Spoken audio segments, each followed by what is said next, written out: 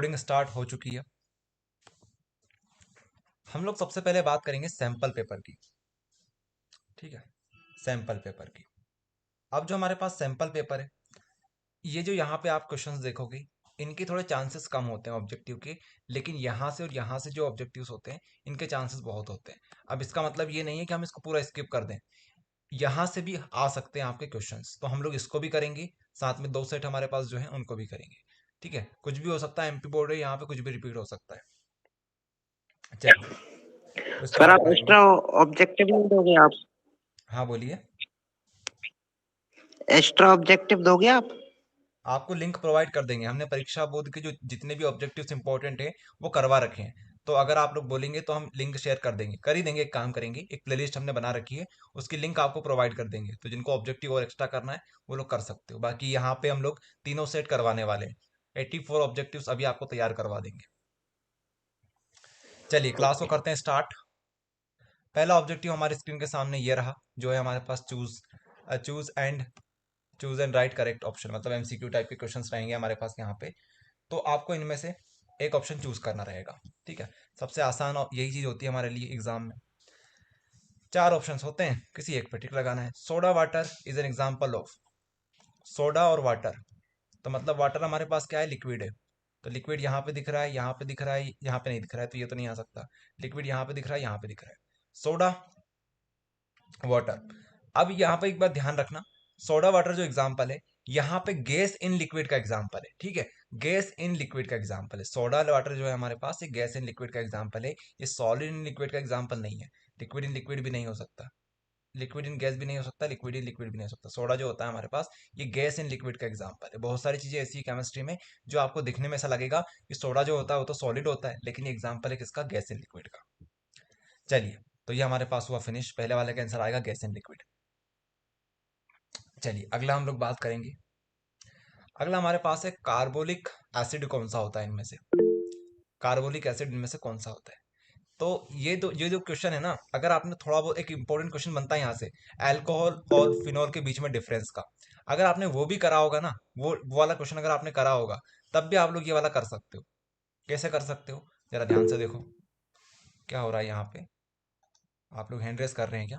अच्छा, क्लास में student join हो रहे हैं, इस वजह से ये आवाज आ रही है। अगला हमारे पास जो क्वेश्चन है वो है हमारे पास कार्बोक्सिलिक एसिड, कार्बोलिक एसिड का। तो देखिए ध्यान से, यहाँ पे वर्ड आ रहा है एसिड। आपको ये समझ में आना चाहिए कि इनमें से एसिड कौन कौन से हैं। तो देखिए, एसिडिक नेचर तो सभी शो कर सकते हैं, लेकिन ये जो होते हैं ये वीक एसिड होते हैं, ये भी वीक एसिड होते हैं, ये भी वीक एसिड होते हैं। ये हमारे पास है, ये थोड़ा सा स्ट्रॉन्ग एसिड होता है इनके कंपेयर में। बाकी होता ये भी वीक एसिड ही है, लेकिन इनके कंपेयर में ये स्ट्रॉन्ग होता है। तो यहाँ पे जो हमारे पास कार्बोलिक एसिड होता है वो बन जाएगा कौन सा, फिनोल। एक इंपॉर्टेंट क्वेश्चन यहाँ से बनता है, मोस्ट इंपॉर्टेंट क्वेश्चन है, जो कि आपसे पूछते हैं कि हमारे पास जो फिनोल होता है वो ज्यादा एसिडिक क्यों होता है, और हमारे पास जो अल्कोहल होते हैं वो लेजर जो हमारे पास अल्कोहल होते हैं वो न्यूट्रल क्यों होते हैं, या फिर लेजर एसिडिक क्यों होते हैं। इस तरीके से हमसे क्वेश्चन पूछा जाता है, तो उसका आंसर आपको लिखना होता है। बाकी ये इंपॉर्टेंट क्वेश्चन है, आप लोग चाहें तो देख सकते हैं, हमने इसका वीडियो बना रखा है हमारे यूट्यूब चैनल पर, आप लोग वहां से चेक कर सकते हो। बाकी हम आज एक काम करेंगे, इंपॉर्टेंट क्वेश्चंस जो बने ऑर्गेनिक के हमारे रह गए हैं उनकी लिंक आपको प्रोवाइड कर देंगे।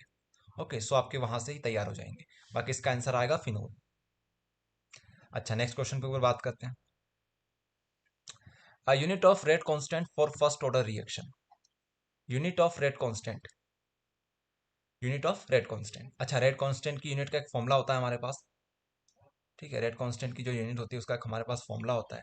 वो फॉर्मूला क्या बोलता है कि mole by litre, mole by litre, one minus N, one minus N and second inverse. ये मोस्ट इंपॉर्टेंट फॉर्मूला है, ये ऑब्जेक्टिव के पॉइंट ऑफ व्यू से बहुत इंपॉर्टेंट है, ये आपको याद करके ही जाना है।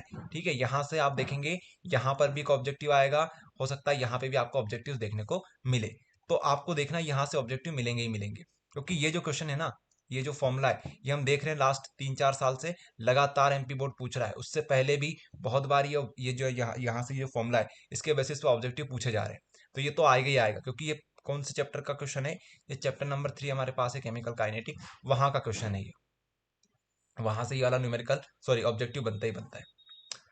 अच्छा, तो यहाँ पे हमारे पास mole litre, one minus N second inverse.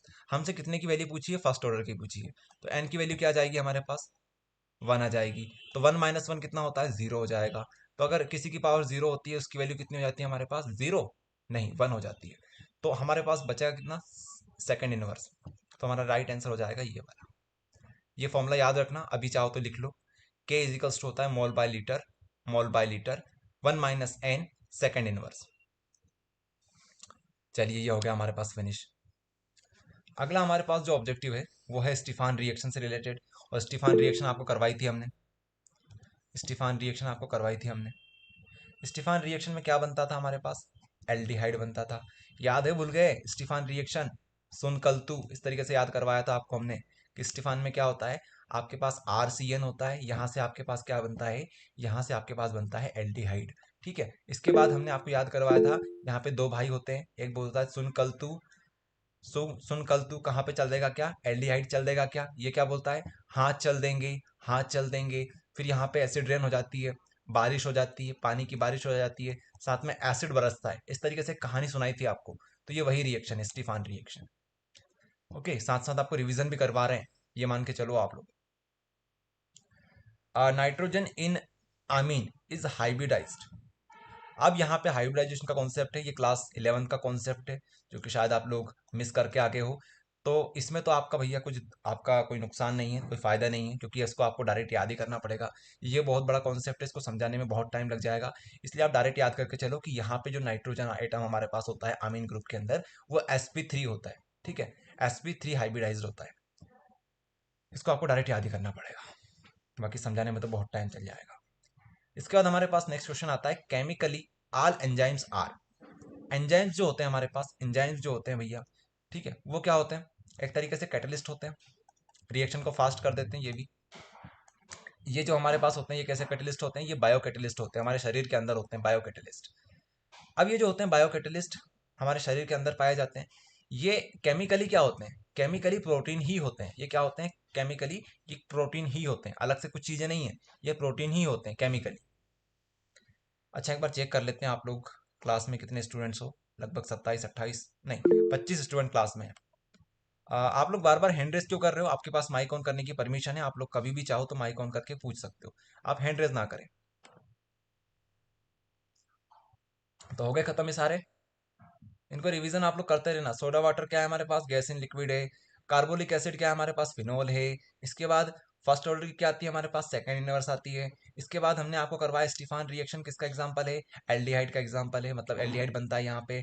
Nitrogen atom के अंदर कौन सी होती है, sp3 होती है। Chemically all enzymes are protein. इस तरीके से आप लोग रिवीजन कर लेना। ओके, ये आपके ऊपर काम हेलो। छोड़ रहे हैं। Hello, good evening sir. हाँ बोलिए। सर एक डाउट था। हाँ बोलिए फटाफट। सर एक डाउट ये था कि एमसीक्यू हम प्रिपरेशन कहाँ से करें, बोर्ड से कर ले, अध्ययन से कर ले, या जो आप करवा रहे हो उतना इनफ है? मतलब एक ऐसा बता दीजिए जिससे पूरे मार्क्स आ सकते हो, छूटे ना, मतलब कुछ भी। ये जो आपका क्वेश्चन है ना, ये क्वेश्चन आपने पूछा तो सही है, बट MP बोर्ड में क्या होता है, MP बोर्ड में कुछ ऑब्जेक्टिव्स ऐसे होते हैं जो बाहर से बनते हैं हर साल। अभी आप लोग देखेंगे, आ, अभी जो हमारे पास प्री बोर्ड के पेपर्स हैं उनमें आप लोग देखोगे कि बहुत सारे ऑब्जेक्टिव्स ऐसे होंगे, ना तो वो परीक्षा बोर्ड में होंगे, ना परीक्षा अध्ययन में होंगे। ठीक है, तो यही बात है कि कुछ ऑब्जेक्टिव तो ऐसे होंगे ही होंगे जो कहाँ से आएंगे, बाहर से आएंगे। तो आप अपना बेस्ट दे सकते हो, बाकी कुछ चीज़ें आपको एग्जाम में ही देखनी पड़ेगी। और ऐसा मत सोचना कि आउट ऑफ सिलेबस आ जाएगा। अगर आउट ऑफ सिलेबस आता है तो उसके आपको बोनस मार्क्स मिलते हैं। पिछले साल केमिस्ट जो हमारी फिजिक्स थी उसमें बोनस मार्क्स मिले थे। तो ऐसा होता है, आउट ऑफ सिलेबस तो नहीं आता है, लेकिन आप लोग जो पढ़ते हो उस तरीके से क्वेश्चंस नहीं आते हैं, कुछ क्वेश्चंस एमपी बोर्ड नए बनाता है। ओके, सो वो तभी आपको आएंगे जब आपने पूरा चैप्टर अच्छे से पढ़ा होगा। जब चैप्टर आपने पूरा अच्छे से पढ़ा होगा तभी आपको वो बनेंगे। तो आप अपना बेस्ट कर सकते हो, जितने ऑब्जेक्टिव्स प्रैक्टिस कर सकते हो उतना कर सकते हो। आपके पास जो जो चीजें हैं वहां से ऑब्जेक्टिव प्रैक्टिस करो। लेकिन एक बात सभी लोग ध्यान रखना, मूर्खता मत करना। मूर्खता मत करना, मूर्खता ये मत करना कि ऑब्जेक्टिव के चक्कर में अपने इंपॉर्टेंट क्वेश्चन छोड़ दो। एमपी बोर्ड में आईएमपी जो क्वेश्चंस होते हैं ये रिपीट होते हैं। ये क्या होते हैं, रिपीट होते हैं, जो आपके क्वेश्चंस होते हैं ये रिपीट होते हैं। ऑब्जेक्टिव्स जो होते हैं ये एमपी बोर्ड यहाँ पे मेहनत करता है। तो 50 60% जो ऑब्जेक्टिव्स हैं वो तो रिपीट कर देता है, केमिस्ट्री की बात करें तो। बाकी जो 30 40% जो ऑब्जेक्टिव्स हैं, खासकर 40% हम लोग मान लेते हैं आंकड़ा, ये जो ऑब्जेक्टिव्स है ये एमपी बोर्ड यहाँ पे लॉजिक लगाता है। यहाँ पे आपसे कुछ ऑब्जेक्टिव ऐसे पूछता है जो ना तो परीक्षा बोर्ड में मिलेंगे आपको, ना अध्ययन में मिलेंगे, ना क्वेश्चन बैंक में मिलेंगे। तो आप क्या कर सकते हो, अपना बेस्ट ट्राई कर सकते हो। देखो इसका मतलब ये नहीं है कि बहुत कठिन आ जाएंगे, ये आते बहुत लल्लू से हैं, बहुत सिंपल से आते हैं, बस क्वेश्चन को घुमा देते हैं। इसलिए हम जो ऑब्जेक्टिव आपको तैयार करवा रहे हैं इस हिसाब से करवा रहे हैं कि अगर आपसे कोई ऐसा क्वेश्चन पूछ ले जो घुमा के पूछे, तब भी आप उसे कर पाओ। आए बात समझ में? तो ऐसा होता है, तो आप अपना बेस्ट यहाँ पे दे सकते हो। बाकी ये जो 30-40% क्वेश्चन होते हैं, ये आप परीक्षा के ऊपर ही छोड़ना पड़ेगा आपको। आई होप आप सभी को समझ में आ गया होगा। जी चलिए, जी सर, आ गया, थैंक यू सर। मोलारिटी इंसान मोलारिटी और हाँ बोलिए, फटाफट बोलिए क्योंकि हमें खत्म करवाना है। हमारे एग्जाम में जो गैप रहेंगे उस बीच में क्या करना है, मतलब रिविजन करना है, पीवाईक्यूज करना है। रिवीजन जो हमने पढ़ाया उसी का आप क्या करेंगे, रिवीजन करेंगे, रिवीजन। इसी का आप लोग रिवीजन अच्छे से करना, और आपको वीडियोस दे देंगे, वो आप लोग सॉल्व करना, वो वीडियो देख लेना बस। इतना आप कर लोगे ना तो अच्छी तैयारी आपकी हो जाएगी, ज्यादा भटकने की जरूरत नहीं है। तो हमारे पास क्वेश्चन है मोलालिटी ऑफ वाटर। पानी की मोलारिटी कितनी होती है, ये जो क्वेश्चन है ये 3-4 बार रिपीट हुआ है पिछले 12 सालों में। 12 सालों में 3 से 4 बार। एक बार तो यही क्वेश्चन 2 नंबर में भी आ गया था। ठीक है, तो बहुत इंपॉर्टेंट क्वेश्चन है मोलालिटी ऑफ वाटर। और सरल भी इसका आंसर याद करना, 55.55 इसका आंसर आता है, 55.55। अगर मोलालिटी पूछे, मोलारिटी पूछे, मोलारिटी पूछे, दोनों का आंसर यही आएगा। बस अंतर क्या हो जाएगा, मोलालिटी जो होता है वो क्या होता है, मोल पर केजी, और मोलारिटी जो होता है वो होता है मोल पर लीटर। ये बस इतना सा अंतर आएगा, बाकी सब सेम है। 55.55 आप लोग इस तरीके से भी कर सकते हो, 55.5 इतना छोड़ के आओगे तब भी करेक्ट। ठीक है, आगे देखते हैं। Catalyst fill in the blanks, activation energy of the reactant.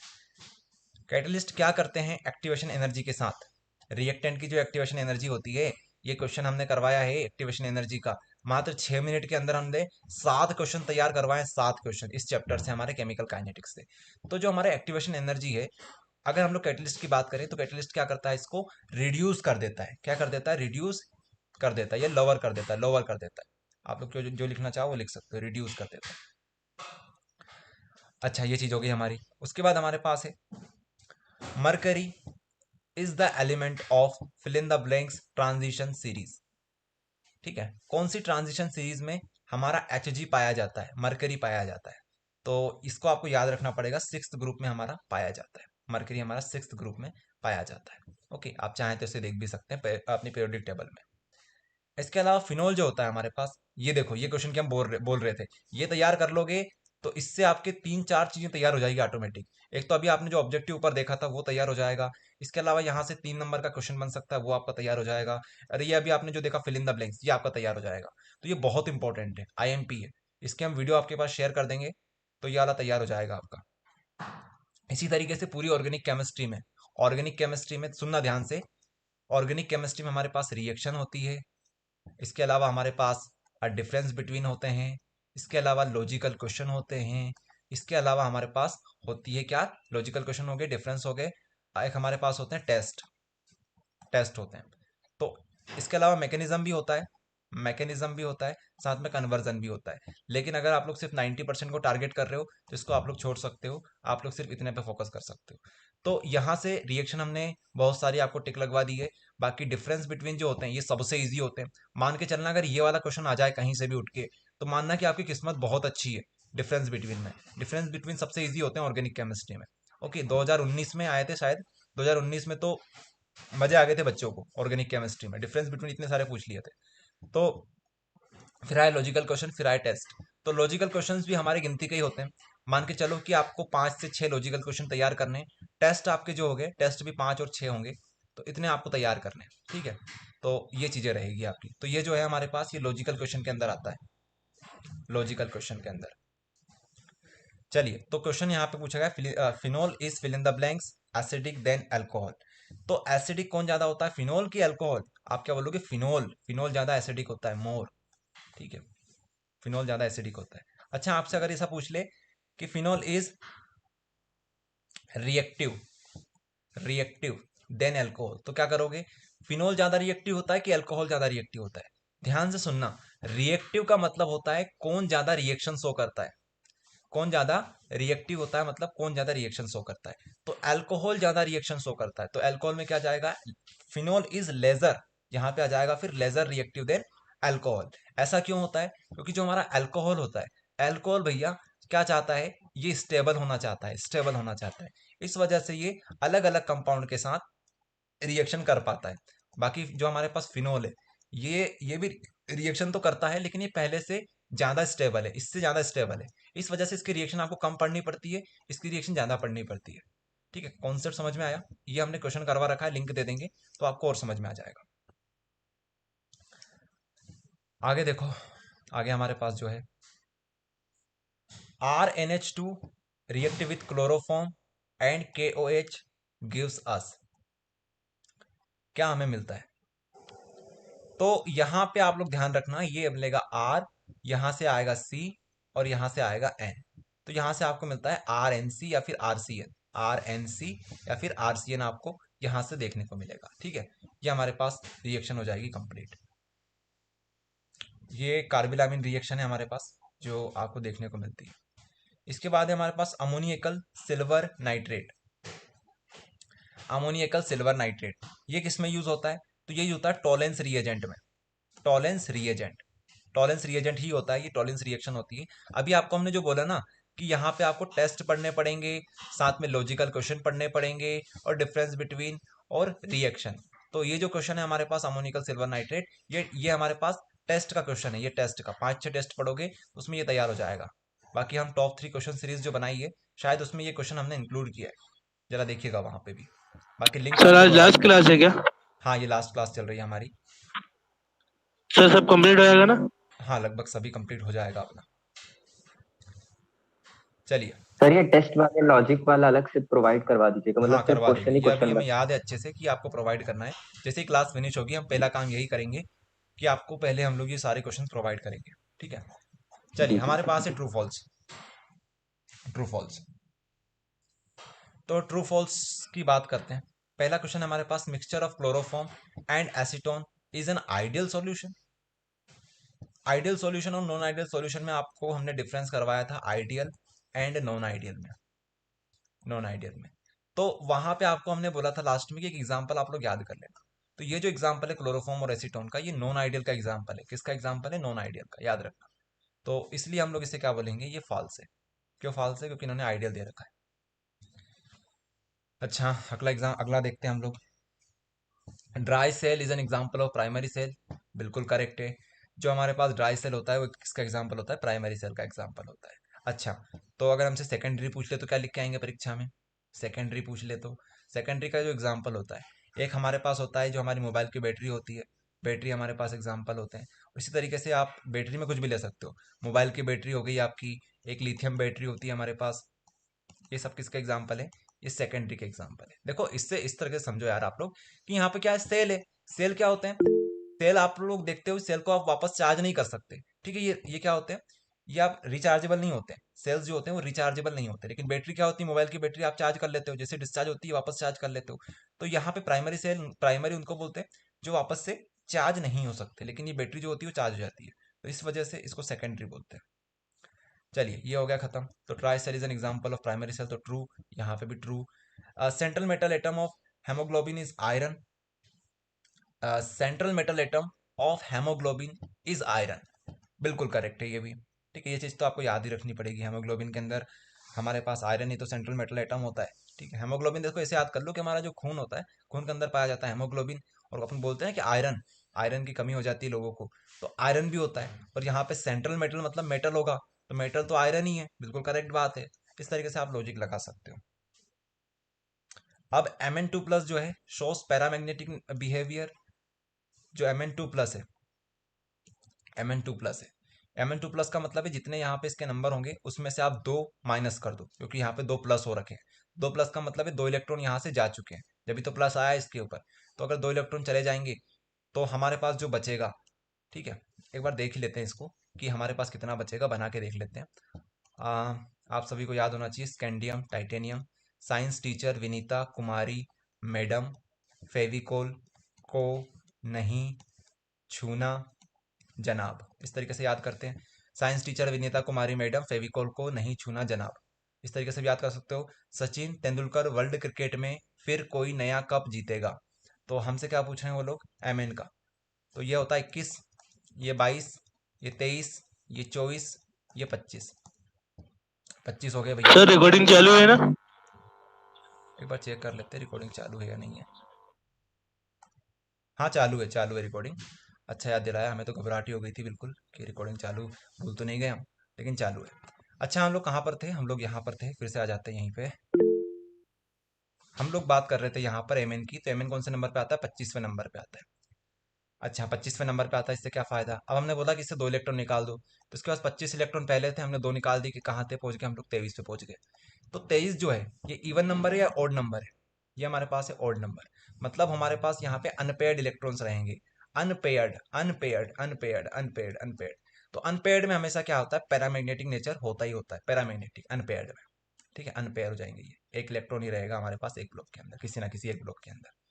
तो ये कॉन्सेप्ट होता है हमारा। ओके, तो इसलिए क्या हो जाएगा? अनपेयर्ड हो जाएगा। अनपेयर्ड है मतलब पैरामैग्नेटिक, तो ट्रू है ये।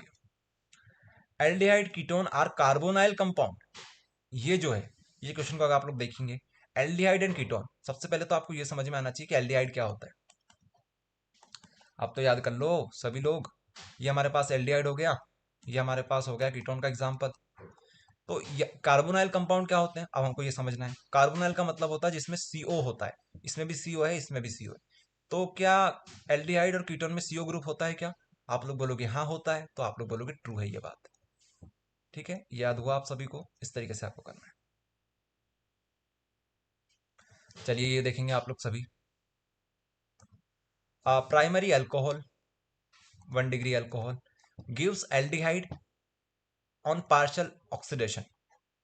तो एल्डिहाइड हमारे पास होता है एल्डिहाइड। तो अगर हम लोग अल्कोहल का क्या करें, प्राइमरी अल्कोहल मतलब 1 डिग्री अल्कोहल का हम लोग ऑक्सीडेशन कर देते हैं। अब आपको याद करवाया था यार, आपने याद किया या नहीं किया? ऑक्सीडेशन में हमने बताया था आपको, ऑक्सीडाइजिंग एजेंट जो होते हैं हमारे पास, ऑक्सीडेशन में हमने बताया था कि हमारे पास ऑक्सीडाइजिंग एजेंट होते हैं, जो होता है हमारे पास K2Cr2O7 और KMnO4, ये हमारे पास होते हैं। आप इनको यहाँ पे यूज कर लो, K2Cr2O7 एक ले लो कोई सा भी। तो ये क्या करते हैं? ये एल्डिहाइड से डायरेक्ट क्या बना देते हैं? एल्डिहाइड थोड़ी देर के लिए बनता है, लास्ट में हमारे पास कार्बोजाइलिक बन जाता है। ये रिएक्शन आपको याद करवाई थी हमने, और बोला था ये दो दो चैप्टर में एक साथ आएगी, तो आई देख लो ये। तो ROH से आप लोग कार्बोक्सिलिक डायरेक्ट बना सकते हो, किसकी हेल्प से? K2Cr2 की हेल्प से। लेकिन इन्होंने क्या वर्ड यूज किया है? पार्शियल ऑक्सीडेशन, मतलब हम ऑक्सीजन ऑक्सीडेशन तो करेंगे, लेकिन क्या करवाएंगे? कम मात्रा में करवाएंगे। और उस समय आपने बोला, हमने आपसे बोला था याद रखना कि कम मात्रा में करवाते हैं, तो हमारे पास यहीं पे कहानी रुक जाती है। तो हमसे यही तो बोला है कि primary alcohol gives aldehyde on partial oxidation, बिल्कुल करेक्ट बात है ये हो जाएगा ट्रू। आया समझ में? चलिए आगे देखते हैं। Match the column, match the column. Corrosion, corrosion क्या है भैया?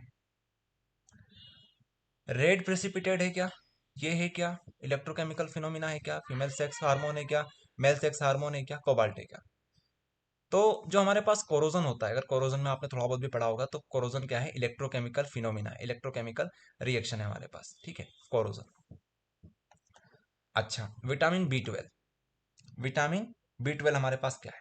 इसका एग्जाम्पल है हमारे पास कोबाल्ट। टेस्टो टेस्ट टेस्टेरोन क्या होता है हमारे पास? टेस्टोरेन, ये बायो का क्वेश्चन है, बायोलॉजी का। तो ये हमारे पास बायोमोलिक्यूल्स वाला जो चैप्टर है, वहां से ये बनाया गया क्वेश्चन है। तो हो सकता है ये आपके रिड्यूस सिलेबस में हो, या हो सकता है कि आपकी एनसीईआरटी में भी ना हो, क्योंकि ये जो क्वेश्चन है हमने तो नहीं देखा ये टेस्टोरेन वाला क्वेश्चन। तो टेस्टोरेन जो होता है, सर यही होगा शायद इसका। क्या होगा? ए होगा। Sir male sex hormone sir होगा होगा इसका। टेस्टोस्टेरोन। टेस्टोरेन जो होता है, मेल अगर का। आपने बायोलॉजी थोड़ी बहुत भी पढ़ी होगी, तो इसका जो आंसर होता है वो होता है मेल सेक्स हार्मोन, थर्ड वाला। टेस्टोरेन जो होता है मेल सेक्स हार्मोन होता है, या फिर फीमेल सेक्स हार्मोन। कंफ्यूजन यहाँ पे होनी चाहिए, ये तो कहीं से कहीं तक नहीं आ सकता, इन दोनों में से एक आएगा। नहीं सर, फीमेल सर एस्ट्रोजन होता है और टेस्टोस्टेरोन मेल होता है। हाँ तो ये चीज और है, ये बायो उसका वाले समझ होगा गए वो होंगे। होता है। टेस्टोरेन यहाँ होगा ना, मेल सेक्स हार्मोन। बताइए जरा बायोलॉजी वाले, सही है यस गलत है? सर। Yes sir. हाँ ये सर सही सही है है। सर। चलो, आज बायोलॉजी क्लास काम आ 12 गई। की बुक में भी है। Very good. चलिए, तो ये चीज हो गई हमारी खत्म। यहाँ पे कंफ्यूजन था, देखो कंफ्यूजन जो होती है ना, वो ऐसा नहीं कि सभी में कंफ्यूजन हो जाए, कंफ्यूजन यहाँ पे होनी चाहिए, ये चीज में नहीं होनी चाहिए कंफ्यूजन। चलो ये चीज हमने देख ली। इसके बाद हमारे पास जो आता है वो आता है नेक्स्ट क्वेश्चन, जो होता है डायजोनियम सॉल्ट का। डायजोनियम सॉल्ट, तो डायजोनियम सॉल्ट का फॉर्मूला अगर आपको याद हो, बहुत इजी होता है और सबसे इंपॉर्टेंट भी होता है ये वाला डायजोनियम सॉल्ट। आप लोग इस तरीके से भी बना सकते हो। यहाँ पे लिखोगे N2, यहाँ पे Cl, ये बहुत इंपॉर्टेंट फॉर्मूला है, बहुत इंपॉर्टेंट। इसकी एक रिएक्शन आपको देखने को मिल सकती है चैप्टर नंबर हमारे 13 वाला जो है आमीन वाला चैप्टर, उससे ये रिएक्शन आती है डायजोनियम सॉल्ट की, ठीक है, बनाने के लिए। अच्छा, लास्ट हमारे पास है फेलिंग सॉल्यूशन। फेलिंग सॉल्यूशन हम पढ़ा देंगे आपको वीडियो में, एक वीडियो सेंड कर देंगे, वहां पे हमने पढ़ा रखा है फेलिंग सॉल्यूशन। यहाँ पे आपके पास रेड रेड प्रिसिपिटेट पार्टिकल। देखने को मिलता है, रेड प्रिसिपिटेट। ओके, चलिए ये हो गया हमारे पास फिनिश। फिर हमारे पास आते हैं right answer in one word. एक एक लाइन में आपको या फिर एक एक वर्ड में आपको आंसर्स लिखने हैं। सबसे पहले आपको बताया right formula for calculating dissociation constant for weak electrolyte. तो देखो, हमने आपको कोलरोस्ट लॉ पढ़ाया था, कोलरोस्ट लॉ की 2 एप्लीकेशन आपको बताई थी, 3 एप्लीकेशन बताई थी। 3 में से एक एप्लीकेशन जो लास्ट वाली थी वो क्या थी हमारे पास, यही तो थी डिसोसिएशन कांस्टेंट निकालने के लिए। एक तो हमने सीखा था क्या निकालना, डिग्री ऑफ डिसोसिएशन, और लास्ट में सीखा था डिसोसिएशन कांस्टेंट। तो डिसोसिएशन कांस्टेंट जो होता है इसका फॉर्मूला याद रखना, C alpha square 1 minus alpha, C alpha square 1 minus alpha. ठीक है, अब एक बात ध्यान रखना, यहाँ पे ये जो अल्फा है ये क्या है, डिग्री ऑफ डिसोसिएशन है, डिग्री ऑफ डिसोसिएशन, डिसोसिएशन, ठीक है, डिग्री ऑफ डिसोसिएशन। अच्छा, सी क्या है यहाँ पे, सी हमें बताता है कंसंट्रेशन को। ओके, ये आप लोग याद करिएगा। तो ये हमारा हो गया कंप्लीट। अगला देखो, right the name of isomerism shows by CONH35CSO4Br। यहाँ पे CONH35BrSO4, ये जो एग्जाम्पल है ये बहुत फेमस एग्जाम्पल है। किस में आता है ये, आयोनाइजेशन आइसोमेरिज्म का ये परफेक्ट एग्जाम्पल है। आयोनाइजेशन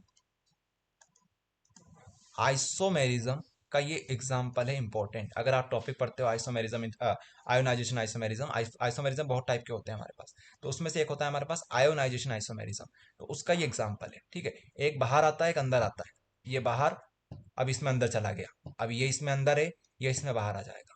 ठीक है, तो यहाँ पे आयोनाइजेशन आइसोमेरिज्म का एग्जाम्पल ये है। नेक्स्ट देखेंगे, name the reaction occur between benzene diazonium chloride and phenol. तो बेंजीन डायजोनियम क्लोराइड और फिनोल के बीच में जो रिएक्शन होती है उसे क्या कहते हैं ये पूछा है। हमने आपसे बोला था कि ये रिएक्शन इंपॉर्टेंट रिएक्शन है, इसको आप अच्छे से कर लेना। हमने आपको एक टिक लगवा दिया था इसके ऊपर कि N2Cl जब भी इसी प्रकार की एक और बेंजीन रिंग देखता है, इसी प्रकार की एक और बेंजीन रिंग देखता है, यहाँ पे क्या है फिनोल है ना, तो यहाँ पे OH लगा लो। तो अगर 2 बेंजीन रिंग आपको एक साथ दिख जाती है तो यह कौन सी रिएक्शन कहलाती है, ये कहलाती कपलिंग रिएक्शन। कपलिंग याद रखना, कपलिंग हो जाती है, कपल बन जाते हैं, ये कपलिंग रिएक्शन का एग्जाम्पल है ये। ठीक है, इंपॉर्टेंट रिएक्शन है, आपके 2 नंबर में पूछी जा सकती है। नेक्स्ट क्वेश्चन हमारे पास क्या है, नेक्स्ट क्वेश्चन हमारे पास है भैया, right the functional group which differentiate glucose and fructose. तो ग्लूकोज और फ्रक्टोज को दोनों को डिफरेंशिएट कौन करते हैं, कौन कौन से फैक्टर्स हैं जो क्या करते हैं इनको, right the functional group which differentiate glucose and fructose. तो हमसे फंक्शनल ग्रुप पूछे, अगर हमसे सिर्फ इतना पूछते तो क्या लिखते, डिफरेंशिएट ग्लूकोज एंड फ्रक्टोज। ठीक है, तो ग्लूकोज एंड फ्रक्टोज को डिफरेंशिएट करने के लिए हम लोग सिर्फ नाम लिख देते कि ये डेक्स्ट्रो रोटेटरी होता है, ये लीवो रोटेटरी होता है। ठीक है, लेकिन हमसे क्या पूछा है उन्होंने, हमसे पूछा है फंक्शनल ग्रुप के हिसाब से बताओ। तो फंक्शनल ग्रुप जो इसमें होता है ये होता है एल्डिहाइड, और ये जो होता है इसमें फंक्शनल ग्रुप लगा होता है कीटोन। तो यही इसका क्या हो जाता है, मेन डिफरेंस हो जाता है। ठीक है, यही इसका मेन डिफरेंस हो जाता है कि इस अगर आप स्ट्रक्चर बना के देखोगे तो समझ में आ जाएगा, या फिर आप नेट पे देखना स्ट्रक्चर इसका और इसका, आपको समझ में आएगा। पहले ये क्वेश्चन इंपॉर्टेंट होता था, 2 नंबर में भी आता था, लेकिन अब एमपी बोर्ड ने पिछले 4-5 सालों से बंद ही कर दिया इसको। पहले 4-5 नंबर के क्वेश्चन बनते थे ना, तब आते थे ये क्वेश्चन, स्ट्रक्चर बनाओ, लेकिन अब तो बंद हो गए सारे क्वेश्चन आना। तो हम भी इसको ज़्यादा पढ़ाते नहीं है, लेकिन हमें ये याद है। तो due to deficiency of which vitamin infertility occur in human being. कौन से विटामिन की वजह से इनफर्टिलिटी आ जाती है ह्यूमन बींग में। अच्छा, due to insufficiency of which vitamin. तो विटामिन ई जो हमारे पास होता है, विटामिन ई, उसकी वजह से इनफर्टिलिटी आ जाती है, किसके अंदर आ जाती है, ह्यूमन बींग के अंदर। ये भी बायोलॉजी से रिलेटेड क्वेश्चन है, लेकिन ये बायोमोलिक्यूल्स में इंपॉर्टेंट क्वेश्चन आता है हमारे पास विटामिन का। एक चार्ट आपको प्रोवाइड किया था हमने, अगर आपने नोट्स में देखा हो तो एक चार्ट आपको प्रोवाइड कर रखा है जहां पे विटामिन का नाम भी हमने मेंशन कर रखा है, कौन कौन सी डिसीज हो सकती है वो हमने मेंशन कर रखी है, इसके अलावा क्या क्या यूजेज हैं उसके वो भी हमने वहां पे मेंशन कर रखे हैं।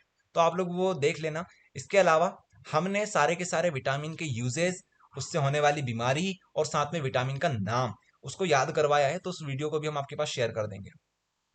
तो इस तरीके से ये जो हमारे पास था ये खत्म हो गया। नेक्स्ट पे आ जाते हैं, क्योंकि टाइम हमको वेस्ट नहीं करना है, हमारे पास 2 घंटे ही है सिर्फ।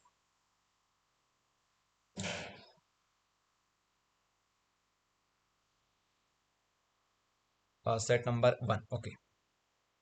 चलिए पहला सर ये क्वेश्चन जो देखेंगे। सैंपल पेपर्स हैं, हाँ, सर जो सैंपल पेपर्स हैं सर ये ये भी सैंपल डेसिमल पेपर है ना? कांस्टेंट, हाँ ये बिल्कुल। सैंपल, ये प्री बोर्ड का है ना? ये प्री जो है बोर्ड का ये है सर प्री ये। बोर्ड का है, सर ये ये यहाँ पे लिखा तीनों, है प्रैक्टिस सेट, ये हाँ प्री बोर्ड के हैं। सेट 1 और सेट 2 प्री बोर्ड में आए हुए हैं। ये जो आपने अभी सॉल्व यस सर, किया, जो ये आपका है सैंपल ये एमपी पेपर। बोर्ड की तरफ था ना? हाँ, हाँ ये हाँ। सैंपल पेपर है। जी सर, जो एमपी बोर्ड की तरफ से जो सैंपल पेपर आया है, फिर जो प्री बोर्ड के दोनों सेट है, ये तीनों को अगर एमसीक्यू और इसके ऑब्जेक्टिव पूरे कर लेंगे तो कितना परसेंट लगभग आ सकता है? ऑब्जेक्टिव की तो कोई गारंटी नहीं है कि यहाँ से कितने आए, बट फिर भी आप मान के चलो कि कुछ ना कुछ तो यहाँ से जरूर आएंगे। एटलीस्ट 10 क्वेश्चन तो हम टारगेट कर रहे हैं कि आएंगे ही आएंगे 28 में से। बाकी फिर आप सर खुद ही अपने समझ लो। पीडीएफ में नहीं हो जब तक क्वेश्चन? फिजिक्स के तो हैं, केमिस्ट्री के हमने प्रोवाइड नहीं करे हैं आपको। फिजिक्स जो जी केमिस्ट्री सर, थी ना, प्रोवाइड करवा केमिस्ट्री दीजिए ना अगर केमिस्ट पॉसिबल हो तो। हाँ, केमिस्ट्री में कोई दिक्कत वाली बात नहीं है। केमिस्ट्री में भी हमारे पास ऑब्जेक्टिव्स हैं। केमिस्ट्री में हमारे पास एक्स्ट्रा ऑब्जेक्टिव कहाँ से है? परीक्षा बोर्ड से है। परीक्षा बोर्ड से हैं। तो परीक्षा बोर्ड की जो इंपॉर्टेंट इंपॉर्टेंट ऑब्जेक्टिव्स हैं उनको हमने टिक कर रखा है। साथ में उनके ऊपर वीडियोस भी बना रखे हैं, उसकी भी कोई दिक्कत नहीं है। तो वीडियो भी दे देंगे, साथ में आपको ऑब्जेक्टिव भी दे देंगे। आज की क्लास के बाद आपको बहुत सारे हम लोग स्टडी मटेरियल प्रोवाइड कर देंगे, साथ में उनके वीडियोस प्रोवाइड कर देंगे। ओके। मतलब सर अगर हम उनके टिक टिक वाले कर लें तो इनफ है कि पूरा करना लास्ट पड़ेगा? ईयर केमिस्ट्री में बहुत सारे आए थे। लास्ट ईयर केमिस्ट्री में मान के चलो 60-70% आ गए थे। 60-70% हमारे जो ऑब्जेक्टिव्स थे वो आ गए थे। तो ये बहुत अच्छा रेशो होता है ऑब्जेक्टिव के पॉइंट ऑफ व्यू से। तो इस बार सर भी इस बार सुना है वो ओएमआर शीट टाइप की कॉपी आएगी सर। उसके ऊपर हम लोग बाद में बात करेंगे। उसके ऊपर एक वीडियो बना देंगे अगर ऐसा हुआ तो। बाकी बाकी यूट्यूबर्स ने बना रखे हैं, तो हमने सोचा नहीं कि वीडियो बनाने से कोई मतलब है। चलिए, तो यहाँ पे देखिए, यहाँ पे आ जाइए। हमको टाइम वेस्ट बिल्कुल नहीं करना है, क्योंकि बहुत सारी चीज़ें हमें कवर करनी है। Choose the correct option of the following. हमारे पास ये रहा। हिंदी मीडियम में नहीं देख रहे हैं हम लोग, इंग्लिश मीडियम में देख रहे हैं। और कोई हिंदी मीडियम वाला स्टूडेंट इस क्लास को देख रहा है तो आप हिंदी में भी पढ़ सकते हो, बात वही है। Unit of specific conductance. Specific conductance की यूनिट क्या होती है वो आपसे पूछ रहे हैं। अच्छा, पहले तो आपको ये समझ में आना चाहिए स्पेसिफिक कंडक्टेंस किसको बोलते हैं। तो कंडक्टिविटी जो होती है, इसी को स्पेसिफिक कंडक्टेंस बोलते हैं। स्पेसिफिक कंडक्टिविटी को हम लोग क्या बोल रहे थे, कैसे याद करवाया था? कप्पा से याद करवाया था। कप्पा। कप्पा क्या होता है? कंडक्टेंस का उल्टा। कंडक्टेंस का उल्टा। या फिर आप लोग क्या बोल सकते हो, कंडक्टेंस जो होता है वो किसका उल्टा होता है? वो होता है रेजिस्टिविटी का उल्टा। तो इसका पूरा फॉर्मूला है यार, पूरा डिराइव करवाया था आपको हमने। तो आप लोग इसको डायरेक्ट याद रख लो कि यहाँ पे आपको लास्ट में जो एक्सप्रेशन बना था वो बना था conductance, conductance into cell constant. Cell constant करके देख लेना उसको, हमने करवा रखा है। फर्स्ट जो हमारी क्लास थी ना उसमें करवाया था। तो कंडक्टेंस होता है हमारे पास साइमन, और सेल कांस्टेंट जो हमारे पास होता है वो होता है L/A। एल की यूनिट होती है सेंटीमीटर, और एरिया जो होता है हमारे पास सेंटीमीटर का स्क्वायर होता है। तो यहाँ से यहाँ कट जाएगा, हमारे पास बचेगा सेंटीमीटर का इनवर्स। तो ये हमारे पास फॉर्मूला आता है साइमन सेंटीमीटर इनवर्स, ये हमारे पास करेक्ट हो जाएगा। इसको करवा रखा है हमने, हम सोच नहीं रहे यहाँ पे वापस करवाएं, नहीं तो हो नहीं पाएगा हमारे इतने सारे ऑब्जेक्टिव्स। इस वजह से हम करवा नहीं रहे। बाकी जिन्होंने हमारी क्लास देखी हुई है उन्हें उनको पता होगा ये चीज़ हमने करवाई थी वहाँ पे, पूरा अच्छे से एक्सप्लेन किया था। अच्छा, सेकंड वाले पे आ जाओ direct. Unit of rate constant for zero order reaction.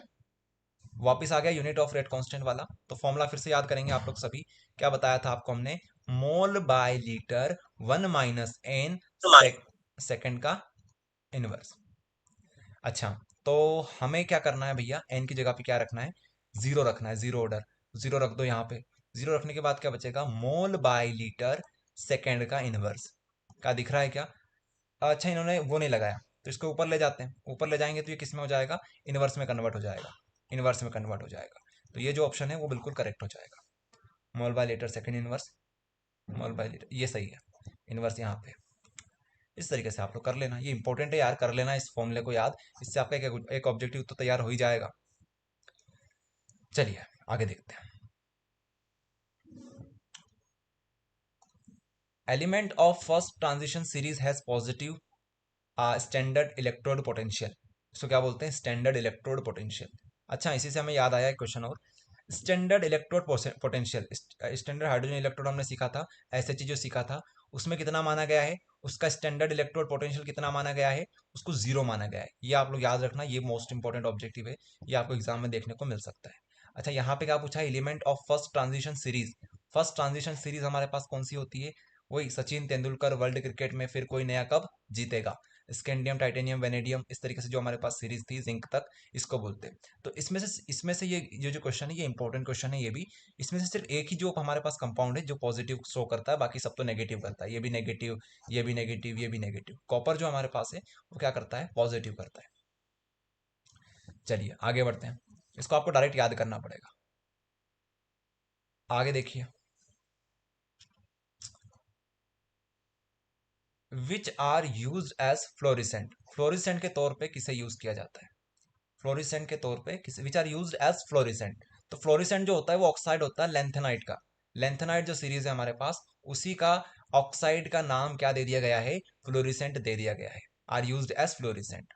ठीक है, ऑक्साइड जो होगा उसको कैसे यूज करेंगे हम लोग, फ्लोरिसेंट के तौर पे यूज करेंगे। तो यहाँ से 1 2 3, अच्छा इस बार ये जो पेपर का पैटर्न है इसमें आपने एक चीज देखी होगी, यहाँ पे ऊपर हिंदी में दे रखा है, उसके नीचे इंग्लिश में दे रखा है, उसके पहले ऊपर हिंदी में, उसके बाद नीचे इंग्लिश में। बाकी आपको एग्जाम में ज्यादातर चांस यही है कि आपको इस तरीके से मिलेगा कि पहले एक साथ हिंदी में दे देंगे वो लोग, उसके बाद फिर एक साथ आपको इंग्लिश में देंगे, ऐसा होता है। बाकी ये तो पेपर है, कुछ भी हो सकता है, तो इतनी बड़ी चीज ये नहीं है। Mirbane oil is also known as, oil of mirbane, oil of mirbane, ये इंपॉर्टेंट क्वेश्चन है, इंपॉर्टेंट क्वेश्चन है। ये हमारे पास जो 13वां चैप्टर है ना, 13वां चैप्टर, उससे लगभग 10 ऑब्जेक्टिव्स तो ऐसे हैं कि जो बहुत इंपॉर्टेंट है, 10 ऑब्जेक्टिव्स। तो हमने वो सॉल्व करवा रखे हैं, उसके लिंक आपको दे देंगे, 10 ऑब्जेक्टिव बहुत इंपॉर्टेंट है, तो उसके लिंक भी आपको प्रोवाइड कर देंगे टेलीग्राम ग्रुप पे। तो यहाँ पे ऑयल ऑफ मिर्बेन जो होता है, इसका इसका जो आंसर होता है वो होता है nitrobenzene. Nitrobenzene is the very correct answer. ठीक है, नाइट्रोबेंजीन, इसी को बोलते हैं ऑयल ऑफ मिर्बेन। वहां पे हमने समझा रखा है, वहां पे एक इमेज भी लगाई थी हमने, ऑयल ऑफ मिर्बेन किस तरीके से होता है, और नाइट्रोबेंजीन के ऊपर लिखा हुआ भी होता है ऑयल ऑफ मिर्बेन। चलो ये तो आप देखना वहां पे, बाकी डायरेक्ट याद करने के लिए आप लोग याद कर सकते हो। Product of Hofmann mustard oil reaction, ये भी बहुत इंपॉर्टेंट रिएक्शन है। आपको हमने टेस्ट का बोला था ना, टेस्ट 4-5 टेस्ट याद कर लेना। देखो टेस्ट याद करने से कितने फायदे हो रहे हैं आपके, एक तो आपके 2 नंबर के, 3 नंबर के, 4 नंबर के क्वेश्चन बनने की संभावना है, वो आपके तैयार हो जाएंगे। इसके बाद ये जो है हमारे पास ऑब्जेक्टिव्स आते हैं, ऑब्जेक्टिव आपके तैयार हो जाएंगे। तो जो 4-5 टेस्ट है उनके लिंक हम आपको दे देंगे, वो आप पढ़ लेना। ठीक है, अब हॉफमैन मस्टर्ड ऑयल रिएक्शन इतनी इंपॉर्टेंट रिएक्शन है, जब से चैप्टर चालू हुआ है 2019 से, 2019 से इसको सेपरेट कर दिया गया है। 2019, 2020, 2022 और 2023, यहाँ तक अगर आप लोग देखेंगे तो यहाँ से बहुत सारे ऑब्जेक्टिव्स बनते हैं, और साथ में 2-2 नंबर के क्वेश्चन भी यहाँ तक बने हुए हैं, यहाँ से लेके यहाँ तक। तो 1 2 3 4, 4 सालों में मान के चलना कि 3-4 बार ये जो चीज है ये रिपीट हुई है, या तो ऑब्जेक्टिव में रिपीट हुई है, या तो ऑब्जेक्टिव में रिपीट हुई है, या फिर 2 नंबर में रिपीट हुई है। ओके, सो इसका जो आंसर आता है वो आता है एल्काइल आइसोथायोसाइनेट। एल्काइल आइसोथायोसाइनेट, ये इसका करेक्ट आंसर होता है। इसी का नाम बहुत फेमस भी है, एल्काइल थायोसाइनेट, इसी को बोलते हैं मस्टर्ड ऑयल का कंपाउंड। ये आप लोग याद करना। ठीक है, तो 4-5 आपको सिर्फ याद करने हैं, इसमें आपका सारा काम हो जाएगा टेस्ट का, ज्यादा टेस्ट याद नहीं करना है।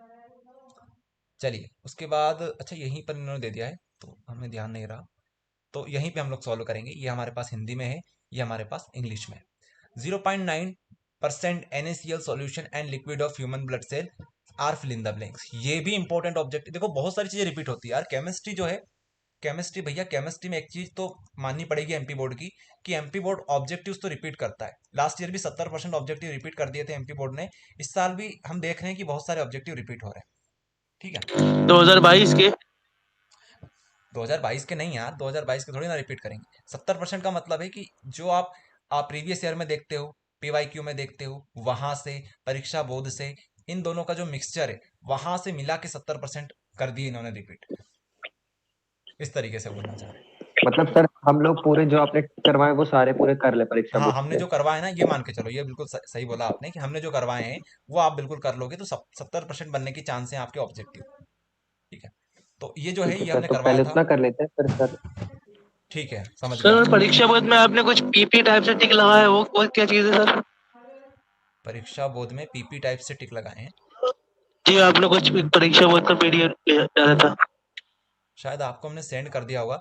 तो देखो पी हम समझ नहीं रहे हैं, आप ऑब्जेक्टिव की बात कर रहे हैं क्या? ऑब्जेक्टिव में लगाएं क्या पी वो टाइप्स? बायो का नहीं क्यों किए थे। एक एक करके बोलिए, आप क्या बोल रहे थे? कोई पी करके बोल रहा था कि पी करके आपने टिक लगाए हैं। ऑब्जेक्टिव में जी लगाएं सर क्या पी कोई करके? जी सर ऑब्जेक्टिव में लगाए या फिर कुछ इस टाइप में लगाए। चलो देख के बता देंगे आपको हमने कहाँ पे पी लगा दिया, हमको याद नहीं आ रहा अभी तो। आप माइक ऑफ करिए, बता देंगे। रेड कलर का उससे लिखा हुआ था।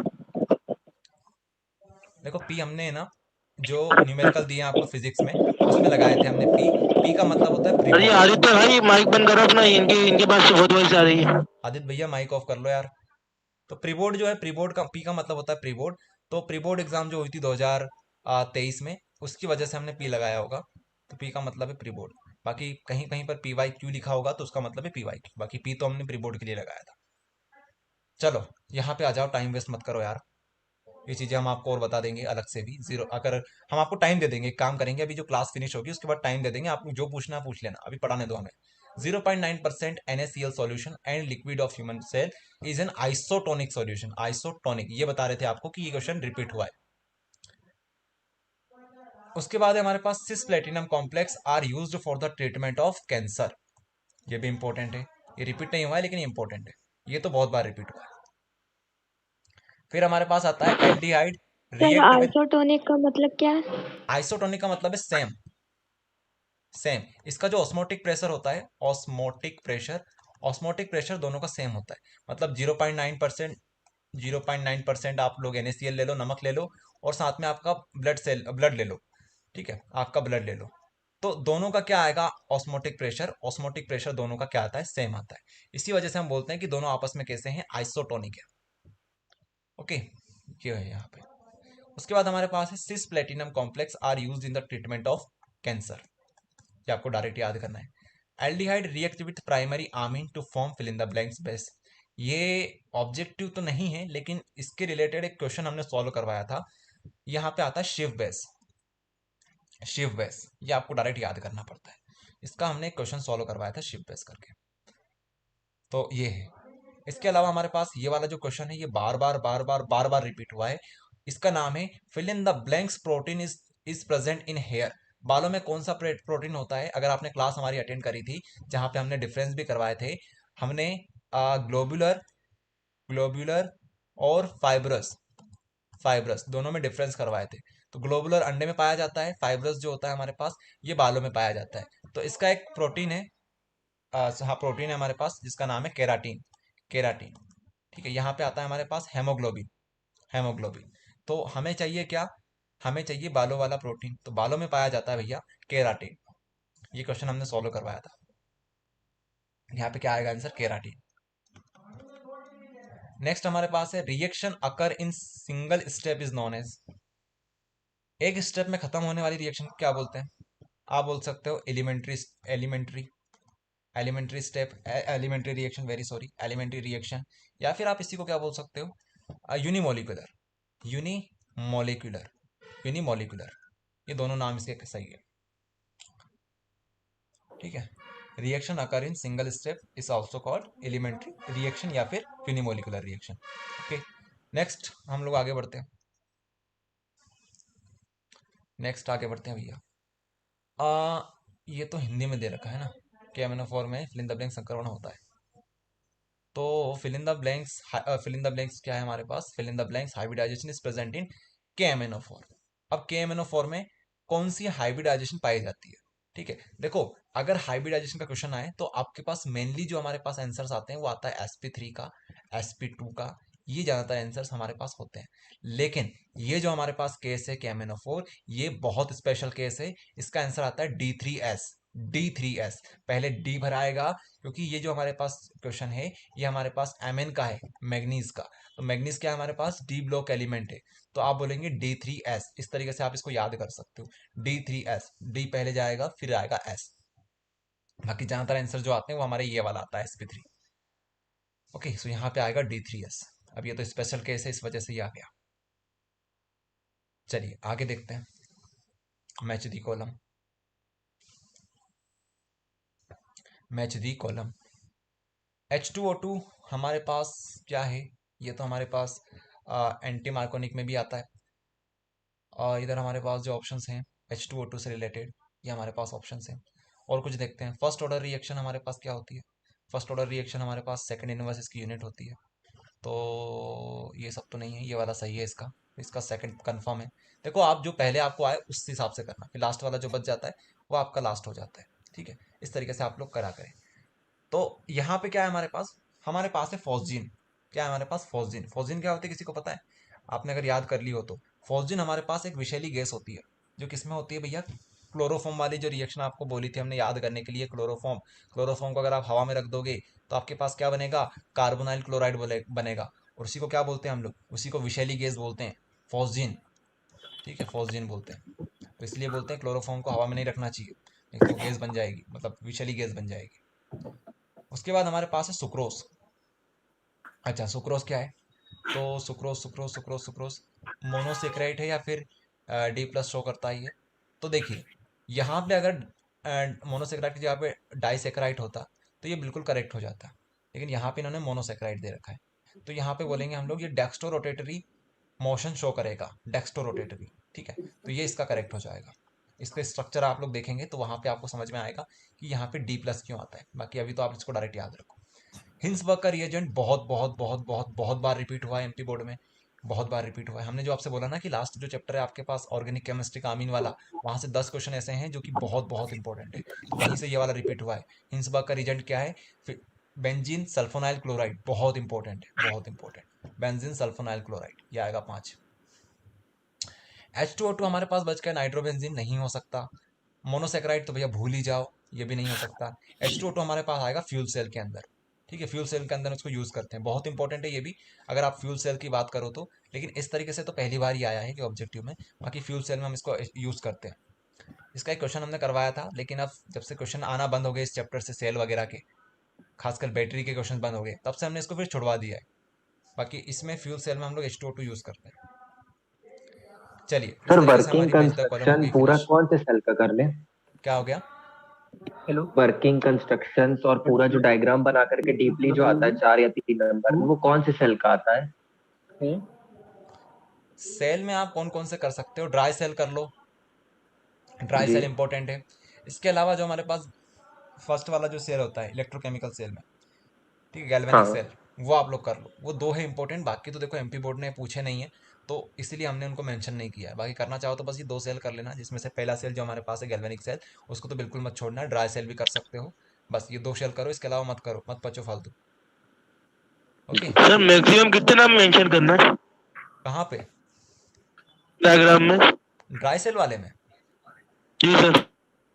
देखो ड्राई सेल में यार हमको नाम गिनने पड़ेंगे कितने सारे हैं, उसमें से कितने करने हैं, वो आप किस कहाँ पे देख रहे हो वो इंपॉर्टेंट हो जाता है। अलग अलग वेबसाइट के ऊपर अलग अलग नाम लिखे हुए हैं, तो जहाँ पे जो जो इंपॉर्टेंट है वो मेंशन करना है। एटलीस्ट आप मान के चलो कि 8 से 10 नाम तो, 8 से 10 चीज़ें तो आपको वहाँ पर मेंशन करनी चाहिए, अगर 4 नंबर में आता है तो। ठीक है, ठीक चलो है सर। अब आप लोग माइक ऑफ करेंगे, यहाँ पे आ जाइए। ये केशव भाई का माइक माइक खुला हुआ है, बंद करिए। चलो भैया केशव भाई आप माइक ऑफ कर लो। तो कितने स्टूडेंट्स हैं क्लास में? अभी 23 स्टूडेंट्स हैं। तो आगे बढ़े, वन वर्ड सेंटेंस करते हैं। The solution which boil at constant temperature without changing its composition are called. MP board ने एक चीज बहुत शानदार करी है यार, यहाँ पे हम जो देख रहे हैं, ये वाला पेपर हमने देखा, ये वाला पेपर देखा, एमपी बोर्ड ने जो नए क्वेश्चंस बनाए, देखो ये जो क्वेश्चन है ये नया क्वेश्चन है। ये इस तरीके से बोलते हैं 40% जो क्वेश्चंस आते हैं लगभग, वो थोड़े बाहर से आते हैं। तो यहाँ पे आप जो देखेंगे ये क्वेश्चन थोड़ा सा बाहर से आया हुआ है, लेकिन अब ऐसे बच्चे जिन्होंने आईएमपी क्वेश्चंस पढ़े हैं, हमारे आईएमपी क्वेश्चंस पढ़े हैं, उनको ये क्वेश्चन देख के समझ में आ रहा होगा कि ये क्वेश्चन कौन सा है हमारे पास। एजियोट्रोपिक, एजियोट्रोपिक मिक्सचर की डेफिनेशन ही तो यही है, एजियोट्रोपिक मिक्सचर, वो है ये वाला question, azeotropic mixture. The solution which boil at constant temperature without changing its state are called azeotropic mixture. ये है हमारे पास एजियोट्रोपिक मिक्सचर। तो इस बार नया क्वेश्चन दिया है, लेकिन उन्होंने पूरी डेफिनेशन छाप दी, इस वजह से ये एजियोट्रोपिक मिक्सचर का डायरेक्ट आंसर हो जाएगा। ओके, सो ये चीज है। इसके बाद अरानियस इक्वेशन, ये तो बहुत बार आई हुई है, बहुत बार आई हुई है, बहुत बार आई हुई है। ठीक है, अब 12 सालों की बात करें तो मान के चलो कि 5 बार तो ये आई हुई है। ओके, तो आगे हम लोग देखते हैं अरानियस इक्वेशन की इक्वेशन क्या बनेगी भैया। ये तो हमें पता चल गया कि ये बहुत बार आई हुई है। तो ये आएगा हमारे पास k equals to A E to the power minus E A by R T, ये हमारे पास होता है। Okay, k equals to A E to the power minus E A upon में आर टी, ये हमारे पास इक्वेशन होती है। ये बहुत इंपॉर्टेंट इक्वेशन है, ये बहुत बार एमपी बोर्ड में आई हुई है 5 नंबर में। ओके, सो आप लोग इसे याद करेंगे। इसके बाद हमारे पास 5 नंबर में बोल दिया क्या हमने, ये अरानिस इक्वेशन जो है वो 1 नंबर ऑब्जेक्टिव में आती है, 5 6 बार आ चुकी है पिछले 12 सालों में। ओके, ये बोलना चाहिए जा रहे थे। देखो हम बोलते काफी तेज तेज हैं, इसलिए बोलते हैं तेज तेज क्योंकि हमें 3 पेपर एक साथ सॉल्व करवाने, 84 ऑब्जेक्टिव करवाने हमको 120 मिनट में। ठीक है, इस वजह से हमें थोड़ा जल्दी जल्दी बोलना पड़ता है। बाकी छोटी मोटी जो हमारे से मिस्टेक हो जाती है बोलने में कभी कभी, तो उस पर आप इतना ध्यान मत दिया करो। चलिए आगे बढ़ते हैं। हमारे पास नेक्स्ट आता है क्वेश्चन थर्ड वाला, जो है हमारे पास K2HgI4 reagent is also known as. अब ये जो है ये भी हमारे पास एमपी बोर्ड में रिपीट हुआ है। इसको बोलते हैं हम लोग नेस्लर्स रिएजेंट, नेस्लर्स रिएजेंट। तो ये भी इंपॉर्टेंट है, ऑब्जेक्टिव के पॉइंट ऑफ व्यू से इंपॉर्टेंट है। इसकी रिएक्शन याद करने की आपको जरूरत नहीं है, इसको बस ऐसे याद कर लेना कि K2Hg दिखते ही आप लोग क्या छाप दोगे, K2HgI4 दिखते ही आप लोग नेस्लर्स रिएजेंट छाप दोगे। इसकी रिएक्शन से कोई मतलब नहीं है, बस ये ऑब्जेक्टिव में ही आता है। ओके, तो इसको आप लोग याद कर लेना। फिर हमारे पास what is phosphodiester bond. Phosphodiester bond हमारे पास क्या होती है, तो फॉस्फोडाइस्टर जो बॉन्ड होती है हमारे पास, ये क्या होती है, ये जो बॉन्ड होती है ये हमारे पास शुगर के बीच में लगती है। शुगर्स जो हमारे पास होती है, शुगर के बीच में ये वाली बॉन्ड हमारे पास लगती है, फॉस्फोडाइस्टर बॉन्ड। अच्छा, ये शुगर कहाँ पे होती है, तो शुगर जो होती है हमारे पास पॉलीन्यूक्लियोटाइड के अंदर होती है। अब आप बोलोगे ये पॉलीन्यूक्लियोटाइड क्या है, तो भैया आपको हमने बोला था कि क्वेश्चन बहुत इंपॉर्टेंट है जो कि हमारे पास है न्यूक्लिक एसिड। ये क्वेश्चन जो है ये बहुत इंपॉर्टेंट क्वेश्चन है। कहाँ से बनता है ये क्वेश्चन, ये क्वेश्चन हमारा बनता है हमारे चैप्टर नंबर 14 से, जिसको आप लोग जानते हो किस नाम से, जिसको आप लोग जानते हो बायोमोलिक्यूल्स के नाम से। बायोमोलिक्यूल्स से इंपॉर्टेंट क्वेश्चन बनता है कि right a short note on nucleic acid. तो न्यूक्लिक एसिड जो होता है वो पॉलीन्यूक्लियोटाइड भी कहलाता है। अब ये जो पॉलीन्यूक्लियोटाइड होता है ना भैया, न्यूक्लिक एसिड जो हमारे पास होता है, इसमें शुगर होती है। आपको हमने याद करवाया था डीएनए और आरएनए, याद करवाया था। तो डीएनए और आरएनए, तो डीएनए क्या है, ये कौन सी शुगर है, deoxy ribose sugar. Deoxy ribose sugar, तो शुगर क्यों बोलते हैं, क्योंकि यहाँ पे शुगर होती है। तो यही बात यहाँ पर है। तो अब शुगर शुगर में जो बॉन्ड लगेगी उसको बोलते हैं फॉस्फोडाइस्टर बॉन्ड। चलो, काफी चीज आपको बता दी। अब आप आगे देखिए, ये वाला क्वेश्चन अगर देखो तो जरा ध्यान से, आप लोग बताओ किसी को याद आ रही हो ये रिएक्शन कौन सी रिएक्शन है। हिंट देते हैं आपको, यहाँ पर सोडियम लगा हुआ है, यहाँ पे ड्राई ईथर लिखा हुआ है, ड्राई ईथर। सर, हाँ बोलो। Wurtz reaction. Wurtz reaction, very good. ये जो रिएक्शन है ये वुड्स रिएक्शन है। कौन सी रिएक्शन है ये, वुड्स रिएक्शन है। कैसे समझ में आई वुड्स रिएक्शन है, वुड्स रिएक्शन में हम लोग सोडियम यूज करते हैं, साथ में हम लोग ड्राई ईथर लेते हैं। और एक और चीजें ध्यान देने वाली, यहाँ पे बनता है R R. R R R R बोल दो या फिर एल्केन बोल दो, एक ही बात है। ठीक है, एल्केन। तो इसलिए इस रिएक्शन को बोलते हैं वुड्स रिएक्शन, बहुत इंपॉर्टेंट है। तो देखो ये जो क्वेश्चन है ये भी मान के चलो कि ये भी बाहर से आया हुआ है, तब ऑब्जेक्टिव इस तरीके से आज तक बना नहीं है, लेकिन जिन बच्चों ने वुड्स रिएक्शन पढ़ी होगी वो इस क्वेश्चन को कर सकते हैं। सत्य असत्य पे आ जाते हैं, सत्य असत्य पे आ जाते हैं। सत्य असत्य बोल दो या फिर ट्रू फॉल्स बोल दो। आरसीएन और आरएनसी, आरसीएन आरएनसी दोनों में क्या डिफरेंस होता है पहले तो ये समझ लो। इसको क्या बोलते हैं, एल्काइल साइनाइड। इसको क्या बोलते हैं, इसको भी बोलते हैं एल्काइल, लेकिन यहां पे जब एन साइड से अटैक होता है तो इसको क्या बोलते हैं, आइसोसाइनाइड। ये आपको हमने याद करवाया था, आरसीएन कैसे बनता है, आरएनसी कैसे बनता है, अगर आपने हमारी फर्स्ट क्लास देखी होगी ऑर्गेनिक की तो आर सी एन होता है हमारे पास alkyl cyanide, R N C जो होता है हमारे पास होता है एल्काइल आइसोसाइनाइड। अच्छा, तो हमसे ये चीज तो पूछी नहीं है, हमसे क्या पूछा है कि आप यहां से यहां कैसे जा सकते हो, अगर हम इसको सिर्फ हिट कर दें तो काम हो जाएगा या नहीं होगा। अब देखो ये जो आप लोग देख पा रहे होंगे ये जो ऑब्जेक्टिव, तो ये ऑब्जेक्टिव ये सही भी हो सकता है गलत भी हो सकता है, लेकिन चांसेस ये है कि 90% जो ऑब्जेक्टिव है ये बिल्कुल सही है, ट्रू है। लेकिन एक कंडीशन यहाँ पे ये और होती है, यहाँ पे जो हमारी बुक में मेंशन कर रखे होते हैं वो लोग, कि आपको हीट तो करना है लेकिन साथ में आपको कैसियन भी यूज करना है। कैसियन एज अ कैटलिस्ट यूज करते हैं हम लोग।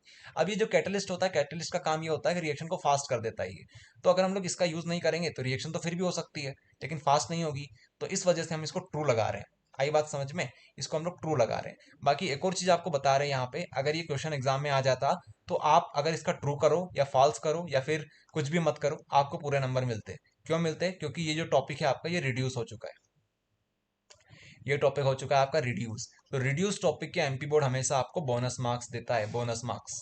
पिछले साल फिजिक्स में बहुत बहुत सारे ऑब्जेक्टिव्स के बोनस मार्क्स मिले थे बच्चों को। तो इस साल भी अगर ये क्वेश्चन आ जाता तो आपको बोनस मार्क्स मिलता।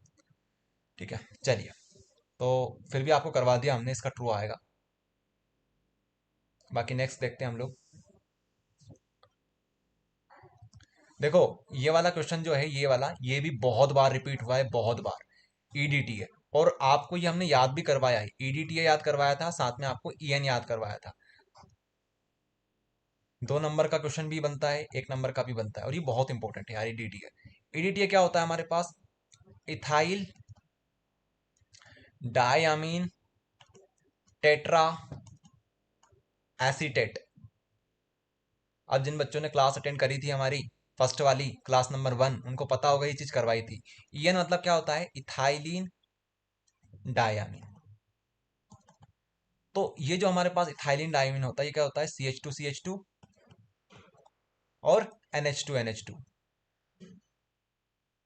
ये होता है। तो हमने आपसे बोला था कि ये कहाँ से अटैक कर सकता है? यहाँ से अटैक कर सकता है। ये जो होता है इसको बोलते हैं बाइडेंटेड लिगेंड। जो हमारे पास इथाइलिन डायमीन होता है उसको बोलते हैं बाइडेंटेड लिगेंड। ये जो है, ये क्या होता है? इसमें ये तो कंपाउंड होता ही होता है, साथ में यहाँ पे यहाँ पे यहाँ पे यहाँ पे यहाँ पे यहाँ पे इस तरीके से हमारे पास ये बन जाते हैं। ठीक है, इस तरीके से ये बन जाते हैं।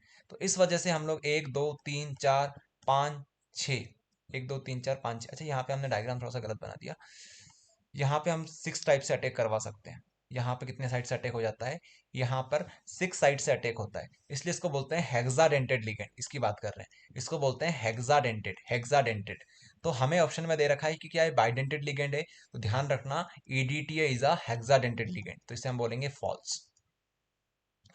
ग्लिसरॉल जो होता है हमारे पास, ग्लिसरॉल जो होता है हमारे पास, ये क्या होता है? Ethane 1 2 diol. इथेन क्या होता है हमारे पास? Carbon carbon, ethane. इस तरीके से हमारा इथेन हो गया।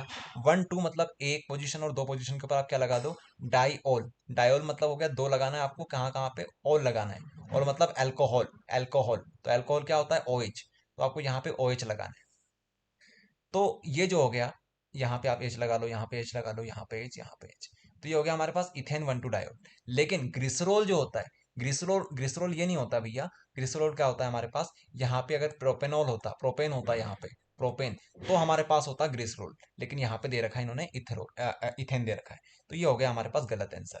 इसको आपको डायरेक्ट याद करना पड़ेगा, क्योंकि ये जो है आपका, ये आपका नेम है सिर्फ। तो नेम में समझाने वाली चीज नहीं है, ये आपको याद करने वाली चीज है कि अगर यहाँ पे प्रोपेन होता तो ग्लिसरॉल होता, लेकिन यहाँ पे ये आंसर फॉल्स हो जाएगा। Cinnamic acid is formed in aldol condensation. तो ये आंसर सही है या गलत है? ये आंसर बिल्कुल गलत है, क्योंकि एल्डोल कंडेंसेशन जो होता है उसमें हमारे पास कंपाउंड कौन सा बनता है? उसमें बनता है एल्डोल, जब भी तो नाम उसका पड़ता है एल्डोल। एल्डोल में एल्डोल बनता है। और शिनामिक एसिड कहाँ पे बनता है? ये पर्किन वाली रिएक्शन में बनता है, पर्किन वाली में। ये इंपॉर्टेंट रिएक्शन है, आपको बताई थी हमने, पर्किन वाली कर लेना। ठीक है, इसको याद कैसे कर सकते हो? शिनामिक एसिड को एक ट्रिक हमने बताई है वहां पे। शिनामिक, तो यहाँ पे आ रहा है चिन्ना, चिन्ना, चिन्ना आ रहा है एक तरीके से, चिन्ना। तो चिन्ना आ रहा है यहाँ पे, चिन्ना, इस तरीके से आप समझ लो, चिन्ना आ रहा है, चिन्ना आ रहा है। तो चिन्ना थाला किसे बोलते हैं? चिन्ना थाला हम लोग सुरेश रैना को बोलते हैं। सुरेश रैना जो हमारे प्लेयर हैं उनको बोलते हैं। तो सुरेश रैना किसके फैन है भैया? पंडित जी के फैन है। किसके फैन है? पंडित जी के फैन है, पंडित जी। हम फैन किसके हैं? सुरेश रैना के। सुरेश रैना किसके फैन है? पंडित जी के। तो इस तरीके से याद कर लो, परकिन, परकिन, परकिन। तो चिन्ना थाला किसके फैन है? परकिन के फैन है। इस तरीके से आप लोग याद कर लो तो हो जाएगा काम। तो ये जो रिएक्शन है हमारी, ये किसकी रिएक्शन है? ये परकिन रिएक्शन है। ओके, आगे देखो। Retinol is a chemical name of vitamin A. Sir true. ठीक है, बिल्कुल सही है यार। रेटिनोल जो होता है हमारी आंखों में होता है, और आंखों के लिए कौन सा विटामिन होता है, कौन सी चीजें हमें खानी चाहिए? विटामिन ए खाना चाहिए, तो बिल्कुल ट्रू है। Protein is a polymer of amino acid. ये बताओ तो जरा, ये ट्रू है या फॉल्स है? सर ट्रू है। वेरी गुड, ये है क्या? ट्रू। ये भी आपको याद करवाया था। प्रोटीन क्या होता है? Protein is a polymer of amino acid. Amino acid भूल तो नहीं गए? अमीनो एसिड हमारे पास होता है, कार्बन होती है, इस तरीके से आपको बताया था हमने। यहाँ पे लगा होता है अमीन ग्रुप, यहाँ पे एसिड ग्रुप लगा होता है।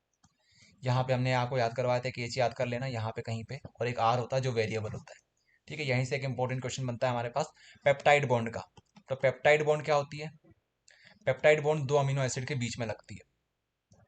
चलिए, तो ये हमारे पास हो गया कंप्लीट।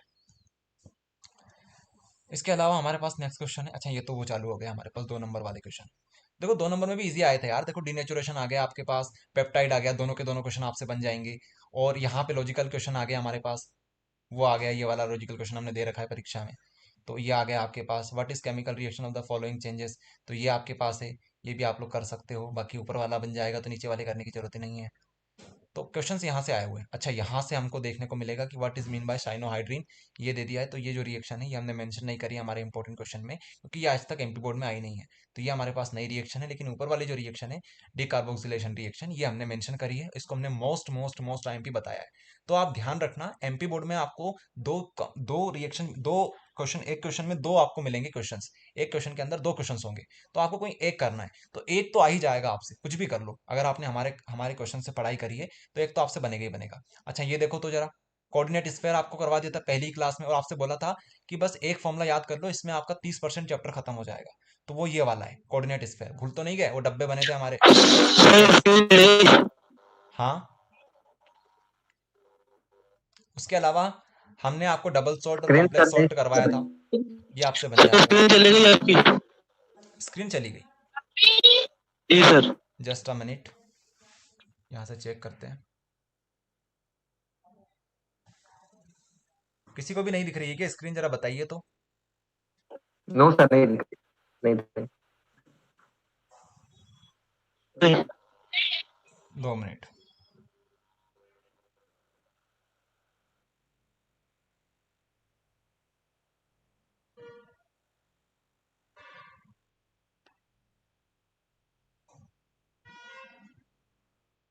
चलिए, अभी आपको स्क्रीन दिखाई दे रही है क्या? जरा बताइए तो, क्या आपको स्क्रीन दिखाई दे रही है? तो अब आप सभी को स्क्रीन दिखाई दे रही होगी। तो हम लोग बात कर रहे थे, यहाँ से बहुत सारे क्वेश्चंस अपने अपने जो इंपॉर्टेंट क्वेश्चंस है वहां से आए हुए हैं। डबल सॉल्ट वाला आ गया है, नीचे देखोगे तो यहाँ से भी हमारे पास क्वेश्चंस आए हैं। मोलारिटी का देखो, ये आपसे अभी ऑब्जेक्टिव में पूछा था, मोलारिटी ऑफ प्योर वाटर कितनी होती है, ये 2 नंबर में पूछ लिया, बस बात खत्म। तो फॉर्मूला लिख देना, डायरेक्ट आंसर लिख देना, तब भी आपको नंबर मिल जाएंगे। तो ये चीजें हैं। बहुत सारे क्वेश्चन तो आए हुए हैं यहाँ से, क्या दिक्कत है? ठीक पेपर है, कोई दिक्कत नहीं है। बाकी यहाँ से अगर हम लोग देखें तो एलिमिनेशन रिएक्शन आई हुई है, सेट दिस रूल आया हुआ है, ऊपर भी दे दिया इन्होंने। ये लॉजिकल क्वेश्चन हम बात कर रहे थे कि लॉजिकल क्वेश्चन तैयार कर लेना, तो ये तैयार हो जाएगा। ठीक है, इसके अलावा सिर्वल मिरर टेस्ट, ये हमारे पास टेस्ट जो होता है वो आपको दे दिया। तो अच्छा पेपर था ये, कोई मुश्किल पेपर नहीं था, इजी पेपर था अगर आपने पढ़ाई करी है तो। NHE आ गया, मतलब SHE आ गया आपका 4 नंबर में। कोरोजन आ गया, कोरोजन दे दिया। अच्छा, यहाँ से मैकेनिज्म दे दिया। तो हमने सिर्फ एक ही मैकेनिज्म आपको बोला याद करने के लिए, डिहाइड्रेशन वाला मैकेनिज्म याद कर लेना।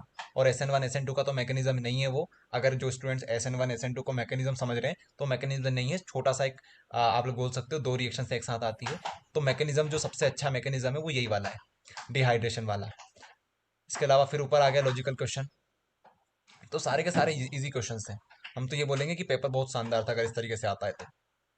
चलो आ जाते हैं यहाँ पे, वेस्ट नहीं करते हैं टाइम को। यहाँ पे आ जाइए आप लोग सभी। तो सेट नंबर 2 हम लोग सॉल्व करेंगे। सेट नंबर 2 हम लोग सॉल्व करेंगे। तो सेट नंबर 2 में हमारे पास है पहला क्वेश्चन, जो क्या कहता है, the appropriate method when solute is less in solution will be. तो अगर मान लो हमारे पास सॉल्यूट जो है वो बहुत कम मात्रा में होता है, बहुत कम मात्रा में होता है, तो हम लोग इनमें से कौन सी चीज को यूज करेंगे? मोल फ्रैक्शन को यूज करेंगे, मास परसेंटेज को यूज करेंगे, मोलालिटी को यूज करेंगे, या फिर PPM मतलब पार्ट्स पर मिलियन को यूज करेंगे? तो ये तो यार आपको अगर थोड़ा बहुत लॉजिक लगाते हो तब भी आपको समझ में आ जाएगा कि सॉल्यूट बहुत कम है, बहुत कम, वेरी लेस मतलब बहुत कम। पहले ही सॉल्यूट बहुत कम होते हैं, लेकिन आपने क्या बोल दिया, बहुत कम है। तो जब भी बहुत छोटी क्वांटिटी की बात करते हैं तो हम बोलते हैं कि ये बहुत छोटे छोटे पार्ट्स हैं, जो कि मिलियंस ऑफ कंपाउंड में घुले हुए हैं। तो इसका आंसर आ जाएगा पार्ट्स पर मिलियन, पार्ट्स पर मिलियन। ओके, चलिए, तो इस तरीके से आपका ये क्वेश्चन तैयार हुआ। नेक्स्ट वाला देखेंगे आप लोग, नीचे वाला। According to the IUPAC rule, value of EMF is always.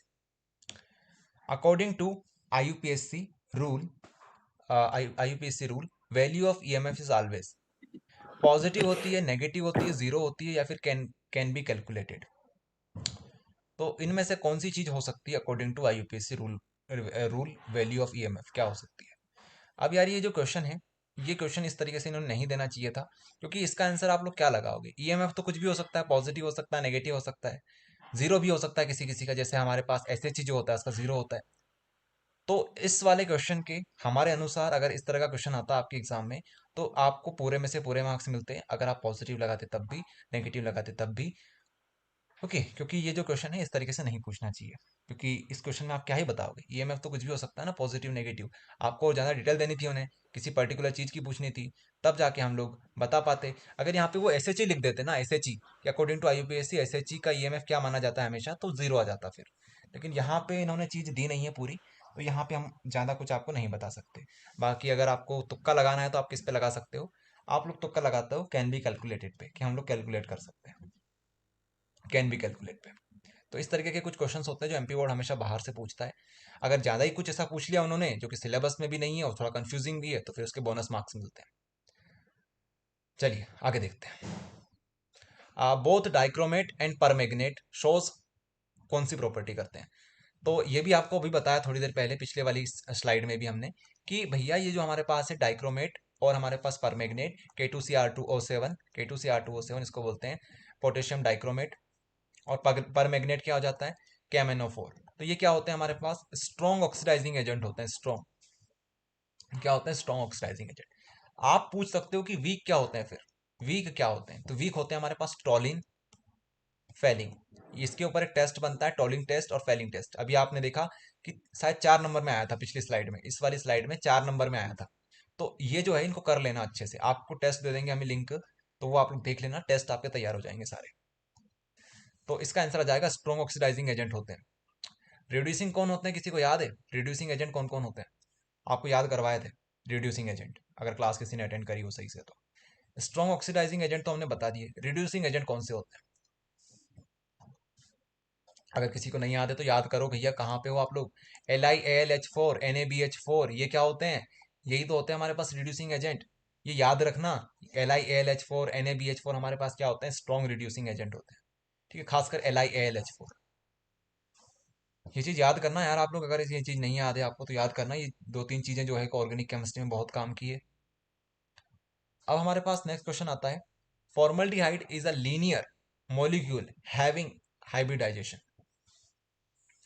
तो फॉर्मल्डिहाइड हमारे पास फर्स्ट, आगे देखिए, व्हेन, ये क्या लिख दिया इन्होंने? व्हेन ऑनलाइन, क्या लिखा? व्हेन ऑनलाइन एट, कुछ भी लिख दिया इन्होंने यार। तो ठीक है, समझते हैं इसको, क्या लिखा है इन्होंने? ऑनलाइन नहीं आएगा यहाँ पे। When eight room temperature treated with will bromine water white precipitate is formed due to compound। Sir aniline होगा। हाँ एनिलीन, हाँ एनिलीन हो सकता है यहाँ पे, एनिलीन हो सकता है, लेकिन समझे तो सही इस पहले क्या बोलना चाह रहे हैं।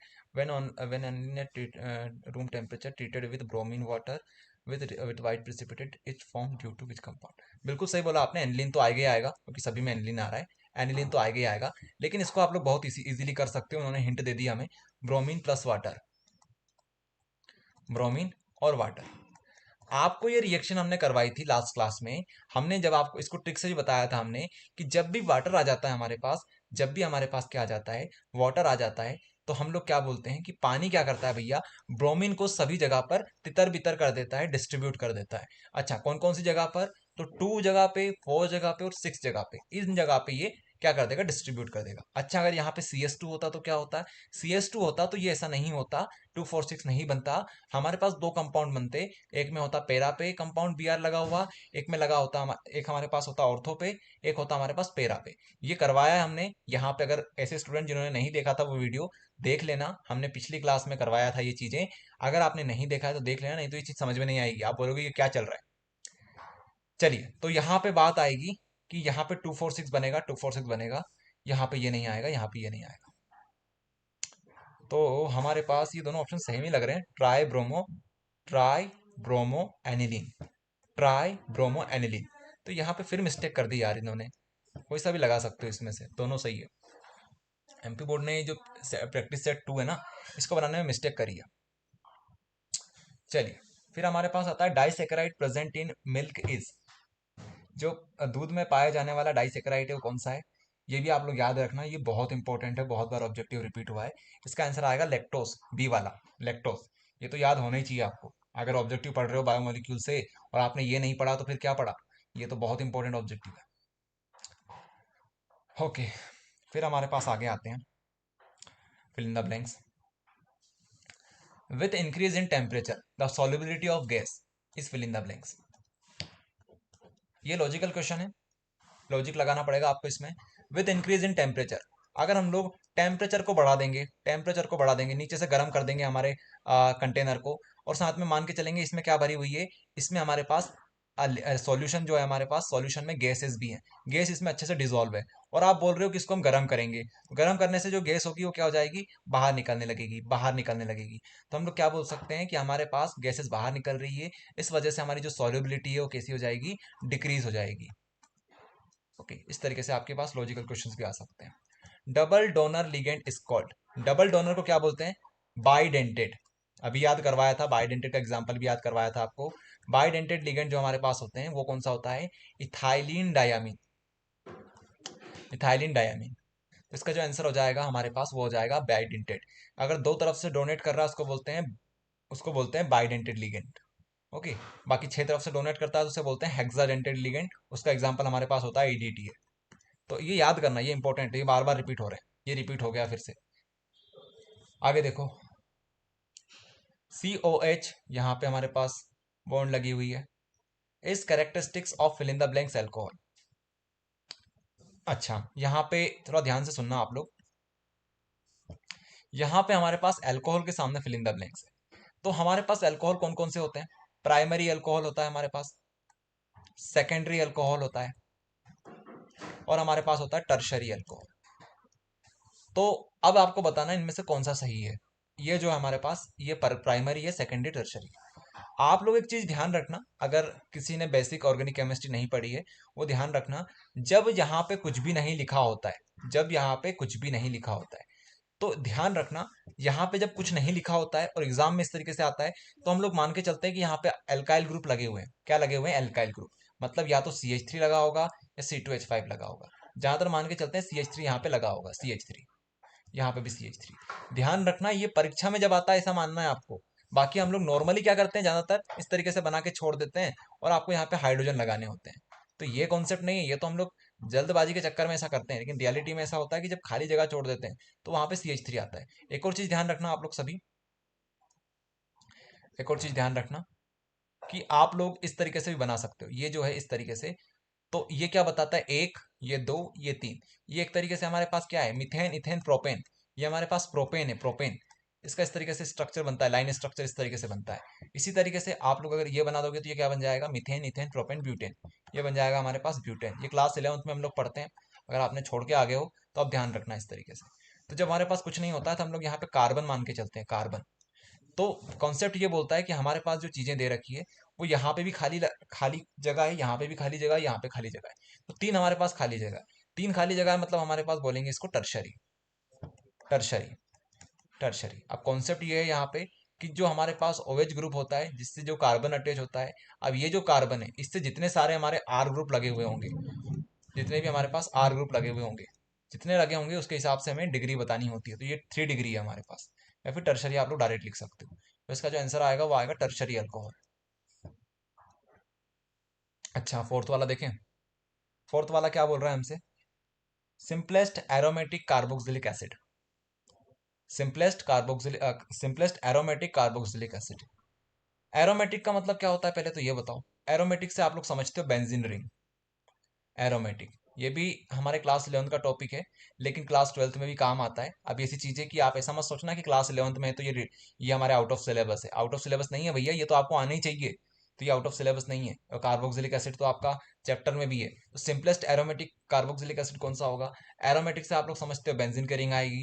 अब सिंपलेस्ट कार्बोक्सिलिक एसिड कौन सा होता है, जिसके पास एक कार्बन होती है, ठीक है, तो एक कार्बन वाला हम लोग कार्बोक्सिलिक बनाते हैं, COOH। तो ये आपके पास क्या होता है, सिंपलेस्ट कार्बोक्सिलिक एसिड होता है। अब आप लोग चाहो तो इसको लिख दो, या फिर आप इसी का फॉर्मूला लिख दो, C6H5COOH, या फिर आप लोग इसका नाम लिख दो, क्या हो जाएगा इसका नाम, बेंजीन है हमारे पास तो बेंजोइक एसिड हो जाएगा, बेंजोइक एसिड। इस तरीके से आपको ये करना है। नेक्स्ट देखो, the main product formed by the reaction of ethanolic ammonia with chloromethane. तो अमोनिया की रिएक्शन हम लोग क्लोरोमीथेन के साथ करके देख लेते हैं क्या बनता है। NH3 हमारे पास, एथेनोइक का मतलब है यहाँ पे अमोनिया जो होगा वो हमारे पास कौन से मीडियम में होगा, वो इथेनोइक मीडियम में होगा, मतलब यहाँ पे कुछ लिक्विड मीडियम में हमारे पास होने वाला है, ऐसा समझ लो आप लोग। तो अमोनिया की रिएक्शन आपको किससे करवानी, क्लोरोमीथेन से। तो मीथेन बना दिया और क्लोरो लगा दिया, क्लोरीन लगा दिया, CH3Cl। तो क्या बनेगा यहाँ से देखो, तो यहाँ से HCl बाहर निकल जाएगा, Cl यहाँ से, H यहाँ से, तो हमारे पास HCl हो गया बाहर, यहाँ से बचा CH3, यहाँ से बचा NH2। तो हमारे पास ये क्या बना, आमीन बना, आमीन। तो आमीन में कौन सा बना, मिथेन आमीन बना हमारे पास, मिथेन नामीन। तो ये रिएक्शन करके देख लेना, इस तरीके से आ जाए तो मिथेन आमीन बना। ये क्वेश्चन भी पहली बार ही आ रहा है एमपी बोर्ड में, ये क्वेश्चन भी पहली बार आया हुआ है एमपी बोर्ड में, ये क्वेश्चन भी पहली बार आया हुआ है। तो ऐसे क्वेश्चन आते हैं एमपी बोर्ड में, आप लोग देख सकते हैं। कैसे करना है वो सिखा रहे हैं आपको, किस तरीके से लॉजिक लगाना होता है वहां पे। पहले तो ये चीज समझो, आप लोग कभी भी आप लोग किसी भी प्रकार का क्वेश्चन देखो, आप लोग उनको ऑप्शन में तोड़ने की कोशिश करो कि कौन कौन से ऑप्शन यहाँ पे पॉसिबल है। इस तरीके से आप लोग उनको तोड़ने की कोशिश करो। जैसे यहाँ पे था, with increase in temperature solubility of gas, या तो इंक्रीज आएगा या डिक्रीज आएगा। तो इस तरीके से आप बनाते हो तो आपके चांसेस हो जाते हैं कि आप तुक्का भी लगाओगे तो उसके चांसेस है कि सही जा सकता है। आई बात समझ में, कुछ भी लिख के मत आ जाना, यहाँ पे 99 लिख के आ गए, ये क्या है 99, 99 क्या है। इस तरीके से आपको गलती नहीं करनी है, आपको क्वेश्चन को तोड़ना है, समझना है, उसके बाद आपको जो ऑप्शंस आपने बनाए हैं उनमें से एक को टिक लगाना है। ये तरीका होता है ऑब्जेक्टिव सॉल्व करने का, या फिर कोई सा भी चीज को सॉल्व करने का। चलिए नेक्स्ट क्वेश्चन देखते हैं। ये हो गया हमारा, ये देखो, hydrolysis of sucrose and get glucose and fill in the blanks. तो ये जो क्वेश्चन है ये भी मोस्ट टाइम पे क्वेश्चन है, काफी बार रिपीट हुआ है। तो सुक्रोज को क्या आप लोग तोड़ते हो, सुक्रोज को आप लोग तोड़ते हो, सुक्रोज हमारे पास क्या होता है, मोनोसेक्राइड नहीं होता, डाइसेक्राइड होता है। तो ये दो भाग में टूटता है, इसमें और इसमें। एक होता है हमारे पास ग्लूकोज, और एक हमारे पास क्या होता है, यहीं से आप लोग हिंट लगा सकते हो, यहीं से दिमाग लगा सकते हो, ग्लूकोज दे रखा है तो एक क्या होता है हमारे पास, एक हमारे पास फ्रक्टोज होता है। तो बस फ्रक्टोज इसका आंसर हो जाएगा। इस तरीके से भी आप लोग लगा सकते हो लॉजिक। बाकी ये क्वेश्चन तो रिपीट हुआ है बहुत बार, ये इस तरीके से रिपीट नहीं हुआ है, ये रिपीट हुआ है 2 नंबर में, 2 नंबर में रिपीट हुआ है। आगे देखिए, ट्रू फॉल्स देखिए फटाफट, true false. Unknown resistance is measured by Wheatstone bridge, unknown resistance is measured by Wheatstone bridge. अच्छा, व्हीटस्टोन ब्रिज हमारा कौन सा कॉन्सेप्ट है, फिजिक्स का कॉन्सेप्ट है ना, ये तो फिजिक्स का कॉन्सेप्ट है व्हीटस्टोन ब्रिज। बाकी केमिस्ट्री में भी आ सकता है व्हीटस्टोन ब्रिज, क्योंकि यहाँ पर भी हम लोग बात करते हैं रेजिस्टेंस वगैरह की, तो वहां से आ सकता है। बाकी ये जो क्वेश्चन है ये फिजिक्स में मेन क्वेश्चन है, बाकी यहाँ पे क्यों दे दिया इन्होंने वो तो वो जाने। तो अननोन रेजिस्टेंस की वैल्यू मेजर कर सकते हैं क्या व्हीटस्टोन ब्रिज से, सही है या गलत है, आप क्या बोलोगे, बिल्कुल सही है। अरे यही तो काम होता है व्हीटस्टोन ब्रिज का, पढ़ा हुआ आपने थोड़ा बहुत भी, यही तो काम होता है व्हीटस्टोन ब्रिज का। तो हो जाएगा true. Molecularity is always whole number, बताओ ये सही है या गलत है, अगर थोड़ी बहुत भी मोलिकुलरिटी आपने पढ़ी है। True sir. वेरी गुड, ये क्या आएगा, ट्रू आएगा। मोलिकुलरिटी वाला क्वेश्चन बहुत इंपॉर्टेंट है, मोलिकुलरिटी और ऑर्डर ऑफ रिएक्शन में क्वेश्चन बनता है 3 नंबर में, मोलिकुलरिटी और ऑर्डर ऑफ रिएक्शन में। तो जो मोलिकुलरिटी होती है वो क्या होती है। अच्छा नेक्स्ट क्वेश्चन देखो, लिगेंड्स आर दोज मॉलिक्यूल्स और ion which are electron donor और नेगेटिव और पॉजिटिव रेडिकल्स। इसमें भी ट्रू बात है, लिगेंड्स को आप यही तो समझाया था आपको कि इलेक्ट्रॉन डोनर होते हैं। Primary alcohol easily oxidize in aldehyde and then further gives acid.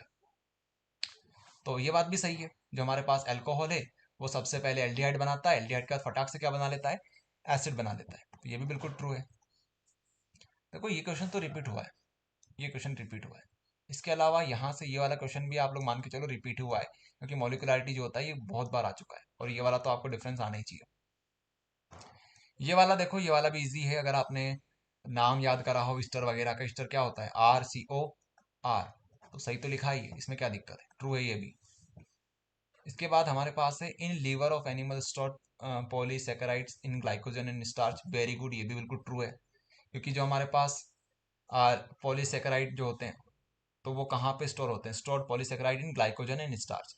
तो in liver of animal stored polysaccharides is glycogen and starch. तो जो हमारे एनिमल्स होते हैं, जानवर होते हैं, जिसके अंदर हम भी आते हैं, एनिमल्स में ह्यूमन बींग भी आते हैं, तो उनका जो लीवर होता है, लीवर में स्टोर कौन होता है? ग्लाइकोजन और स्टार्च वहाँ पे होता है। ठीक है, तो ये पॉलीसेकेराइड का एग्जाम्पल है। ये भी रिपीट हुआ है एमपी बोर्ड में, ये क्वेश्चन बहुत बार आ रखा है। ओके, और ये इंपॉर्टेंट ऑब्जेक्टिव है। चलो आगे देखो, देखो कितनी सारी चीजें आपने अभी देखी जो रिपीट हुई है, तो इसलिए बोल रहे हैं कि रिपीट होता है एमपी बोर्ड में ऑब्जेक्टिव्स भी, लेकिन कुछ ऑब्जेक्टिव्स ऐसे होते हैं जो बाहर से आते हैं। तो आपको वो भी सिखा रहे हैं कि साथ साथ अगर बाहर से आ जाए तो किस तरीके से लॉजिक लगाना है। चलिए आगे देखते हैं। आगे हमारे पास भैया मैच द कॉलम है। तो मैच द कॉलम में हमारे पास पहला जो क्वेश्चन दे रखा है वो दे रखा है कि अगर अगर KNO3 जो है हमारे पास, ये इनमें से क्या है? तो अगर अगर सॉल्यूशन जो होता है हमारे पास, ये कहाँ पे मिलता है? हमें सॉल्ट ब्रिज में देखने को मिलता है। ये सेल्फ ब्रिज क्यों लिख दिया इन्होंने ये नहीं पता हमें, लेकिन ये सॉल्ट ब्रिज है। ठीक है, उसके बाद हमारे पास कुछ और है, जैसे हमारे पास है यहाँ पे फिनोल। तो फिनोल हमारे पास क्या है भैया? फिनोल हमारे पास एसिड है, याद करवाया था ना एसिड। फिनोल हमारे पास क्या है? एसिड है। तो एसिड क्या करता है? एसिड जो है हमारे पास, वो हमारे पास ब्लू लिटमस पेपर को रेड में कन्वर्ट कर देता है, ब्लू को रेड में कन्वर्ट करता है। एसिड और बेस में डिफरेंस पढ़े होंगे क्लास 10th में आपने। तो एसिड और बेस में डिफरेंस यही होता है कि ये ब्लू को क्या कैसे कर देता है? रेड लिटमस में कन्वर्ट कर देता है, ब्लू लिटमस पेपर को रेड कर देता है। तो हमारे पास ये दे रखा है क्या? Red and blue. ये दे तो रखा है, लेकिन इन्होंने थोड़ा सा उल्टा लिख दिया है इसे। यहाँ पे ब्लू आना चाहिए और यहाँ पे रेड आना चाहिए। इसको हमने याद करने की ट्रिक उस टाइम याद करी थी हमने क्लास 10th में, कि सबसे पहले बी आता है फिर आर आता है। एबीसीडी में पहले बी आता है कि आर आता है? आप बोलोगे आर आता है। एसिड बेस में आप लोग पहले किसको याद करते हो? आप लोग याद करते हो एसिड को। तो एसिड जो होगा वो बी आर करेगा और ये आर बी करेगा। इस तरीके से हमने याद किया था इसे। आप भी इस तरीके से याद कर सकते हो, acid base B R R B. तो यहाँ पे आएगा बी, यहाँ पे आएगा आर। ठीक है, उसके बाद हमारे पास है एनिलीन। तो एनिलीन नाइट्रोबेंजीन रिडक्शन, ये भी सही है। कॉम्प्लेक्स कंपाउंड नहीं है भैया। एस्कॉर्बिक एसिड नहीं है, ये नहीं है। सल्फ्यूरिक नहीं है। डायोजीनियम सॉल्ट, ये भी हो सकता है। एनिलीन, ठीक है। तो एनिलीन जो है, आप लोग एनिलीन डायोजीनियम सॉल्ट से भी बना सकते हो। अच्छा, एनिलीन से हम ये बना सकते हैं ना, ये बना सकते हैं।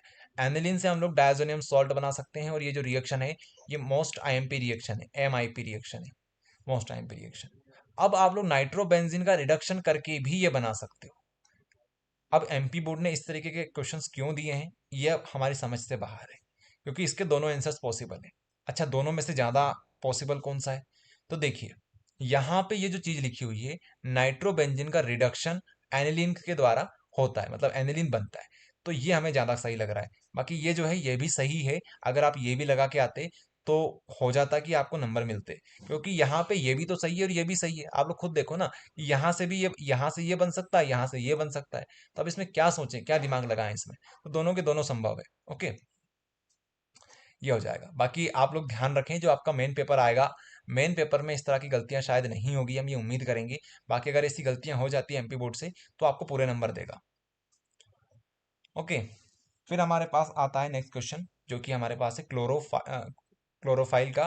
तो क्लोरोफाइल जो होता है वो हमारे पास कॉम्प्लेक्स कंपाउंड होता है, कॉम्प्लेक्स कंपाउंड होता है। और विटामिन का एग्जाम्पल क्या है? Ascorbic acid. ये हमारे पास क्या है? विटामिन है। ठीक है, तो इस तरीके से हमारी मेजदा कॉलम होती है फिनिश। अब हमारे पास आ जाते हैं आंसर इन वन वर्ड, देख लीजिए आप लोग। इसके बाद हमारे पास सारे के सारे ऑब्जेक्टिव्स हो जाएंगे फिनिश। तो आपको पहले तो हेनरीज लॉ लिखना है। तो ये तो आपको याद भी करवाया था हमने, हेनरीज लॉ। ठीक है, इसकी एप्लीकेशन भी करवाई थी, तो ये तो बहुत ईजी है, आप लोग कर लेंगे हेनरीज लॉ। इसके अलावा नेक्स्ट हमारे पास है zero order reaction T half is proportional to. तो ये भी एमपी बोर्ड में काफ़ी बार रिपीट हुआ क्वेश्चन है, कि जो हमारी जीरो ऑर्डर रिएक्शन होती है, उसमें जब हम लोग टाइम निकालते हैं, टाइम जो टाइम लगता है वो किसके डायरेक्टली प्रोपोर्शनल आता है? तो वो आता है हमारे पास आर नोट के। आर नोट क्या होता है भैया? आर नोट का मतलब है initial concentration, initial concentration, initial concentration के डायरेक्टली प्रोपोर्शनल आता है।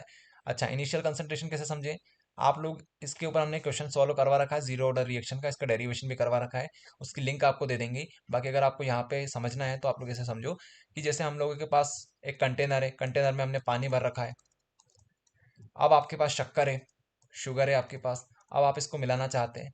तो मान लीजिए स्टार्टिंग में आपके पास 5 किलो शक्कर थी, आपने इसमें मिलाया, आधे घंटे बाद देखा तो आपके पास शक्कर जो थी पानी के अंदर कितनी बची हुई है, पूरी की पूरी घुल चुकी है। ठीक है, तो शक्कर की कंसंट्रेशन कितनी हो चुकी है यहाँ पे आप बोलेंगे कि हमको जो दिख रही है शक्कर के जो पार्टिकल्स हैं वो जीरो हो चुके हैं। यहाँ पे कितने थे, 5 kg थे। तो ये क्या बोल रहे हैं हम, इनिशियल कंसंट्रेशन, मतलब इसकी बात कर रहे हैं। तो यहाँ पे जो जीरो ऑर्डर रिएक्शन होती है वो इसके ऊपर डिपेंड करती है, इनिशियल कंसंट्रेशन के ऊपर। बाकी इसको हमने सॉल्व करवा रखा है, वहां पे पूरा डेरिवेशन करवा रखा है। इसके बाद हमारे पास नेक्स्ट आता है, why mercury is not consider as transition elements, give reason.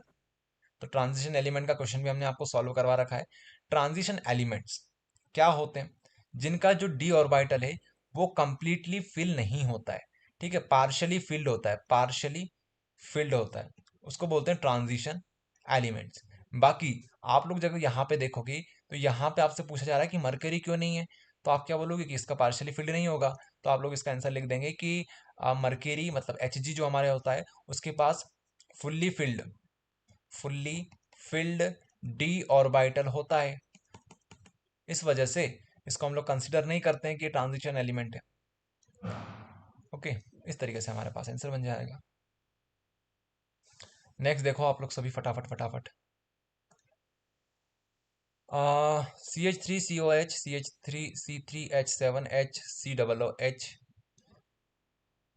यहाँ पे इन्होंने मिस्टेक क्यों कर दी, यहाँ पे देख लो,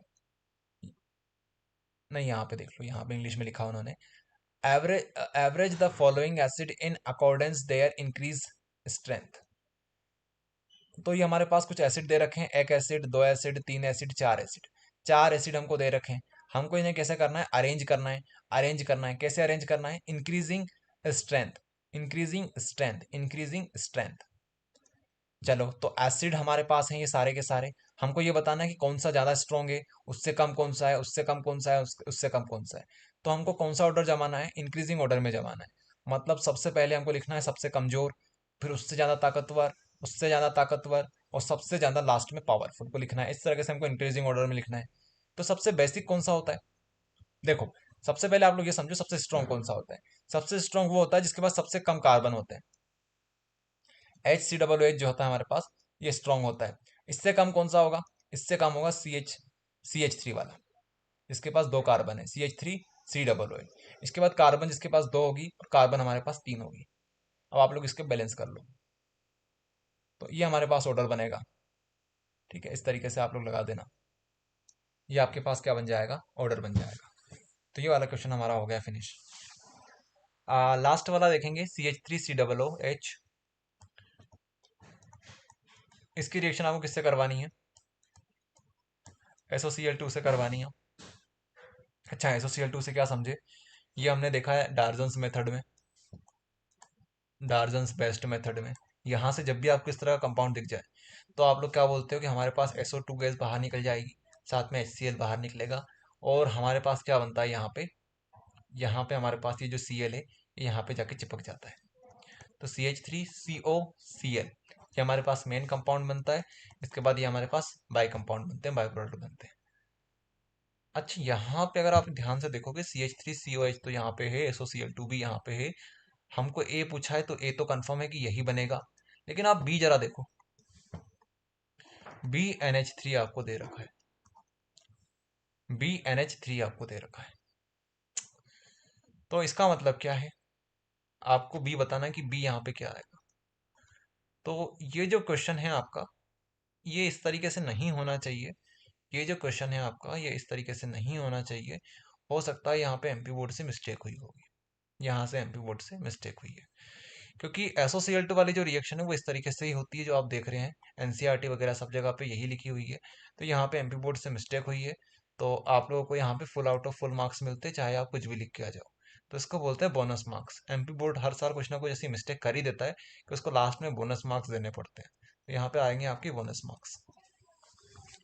ठीक है, तो ये चीज़ है। बाकी जहां तक हमें पता है ये रिएक्शन इस तरीके से होती है, जहां तक हम श्योर है वो इस तरीके से होती है। बाकी अगर एक बार और चेक करेंगे आज पूरी बुक वगैरह में, 2-3 बुक और देखेंगे हमारे पास रखी हुई है केमिस्ट्री की, तो वहां पे अगर कोई और रिएक्शन इस तरीके से दे रखी होगी तो हम देख लेंगे। बाकी मोस्ट ऑफ द चांस यही है कि ये जो रिएक्शन है ये इस तरीके से नहीं होती है। बाकी हाँ, अगर आप लोग लिखना चाहो, तुक्का लगाना चाहो, तो तुक्का कैसे लगा सकते हो? तुक्का आप लोग इस तरीके से लगा सकते हो, एक ही जगह पे तो आपको यही लिखना है, CH3COL, CH3COCl, ये लिखना है आपको, कंफर्म है। बी जो है वो आपको दिख रहा है NH3, NH3 के साथ। तो NH3 के साथ हमेशा ज्यादातर क्या आता है, हमारे पास कार्बन ही आता है, तो यहाँ पे आप CH3 लगा देना, CH3NH3। लेकिन ये गलती यहाँ पे एमपी बोर्ड से हुई है, अब हम कंफर्म हो चुके हैं गलती हुई है, क्योंकि यहाँ पे NH3 नहीं आएगा और साथ में बॉन्ड नहीं आएगी। यहाँ पे या तो टू आता, यहाँ पे टू आता तब ये करेक्ट हो जाता, लेकिन यहाँ पे इन्होंने 3 लगा दिया। अगर नाइट्रोजन की तीनों वैलेंसी इनने कंप्लीट कर दी और बोल रहे हैं कि एक हमारे पास फ्री भी है, तो ये तो पूरी केमिस्ट्री की वाट लगा रहे हैं। तो ये जो है ये पूरा गलत है, ठीक है। तो ये गलत ही है, इसको चेक करने की बिल्कुल जरूरत नहीं है, ये गलत है। तो इस तरीके से हमारे पास जो ऑब्जेक्टिव्स थे वो हो गए फिनिश। चलिए रिकॉर्डिंग को हम लोग स्टॉप कर देते हैं, अब आप लोग अपने क्वेश्चंस पूछ सकते हो।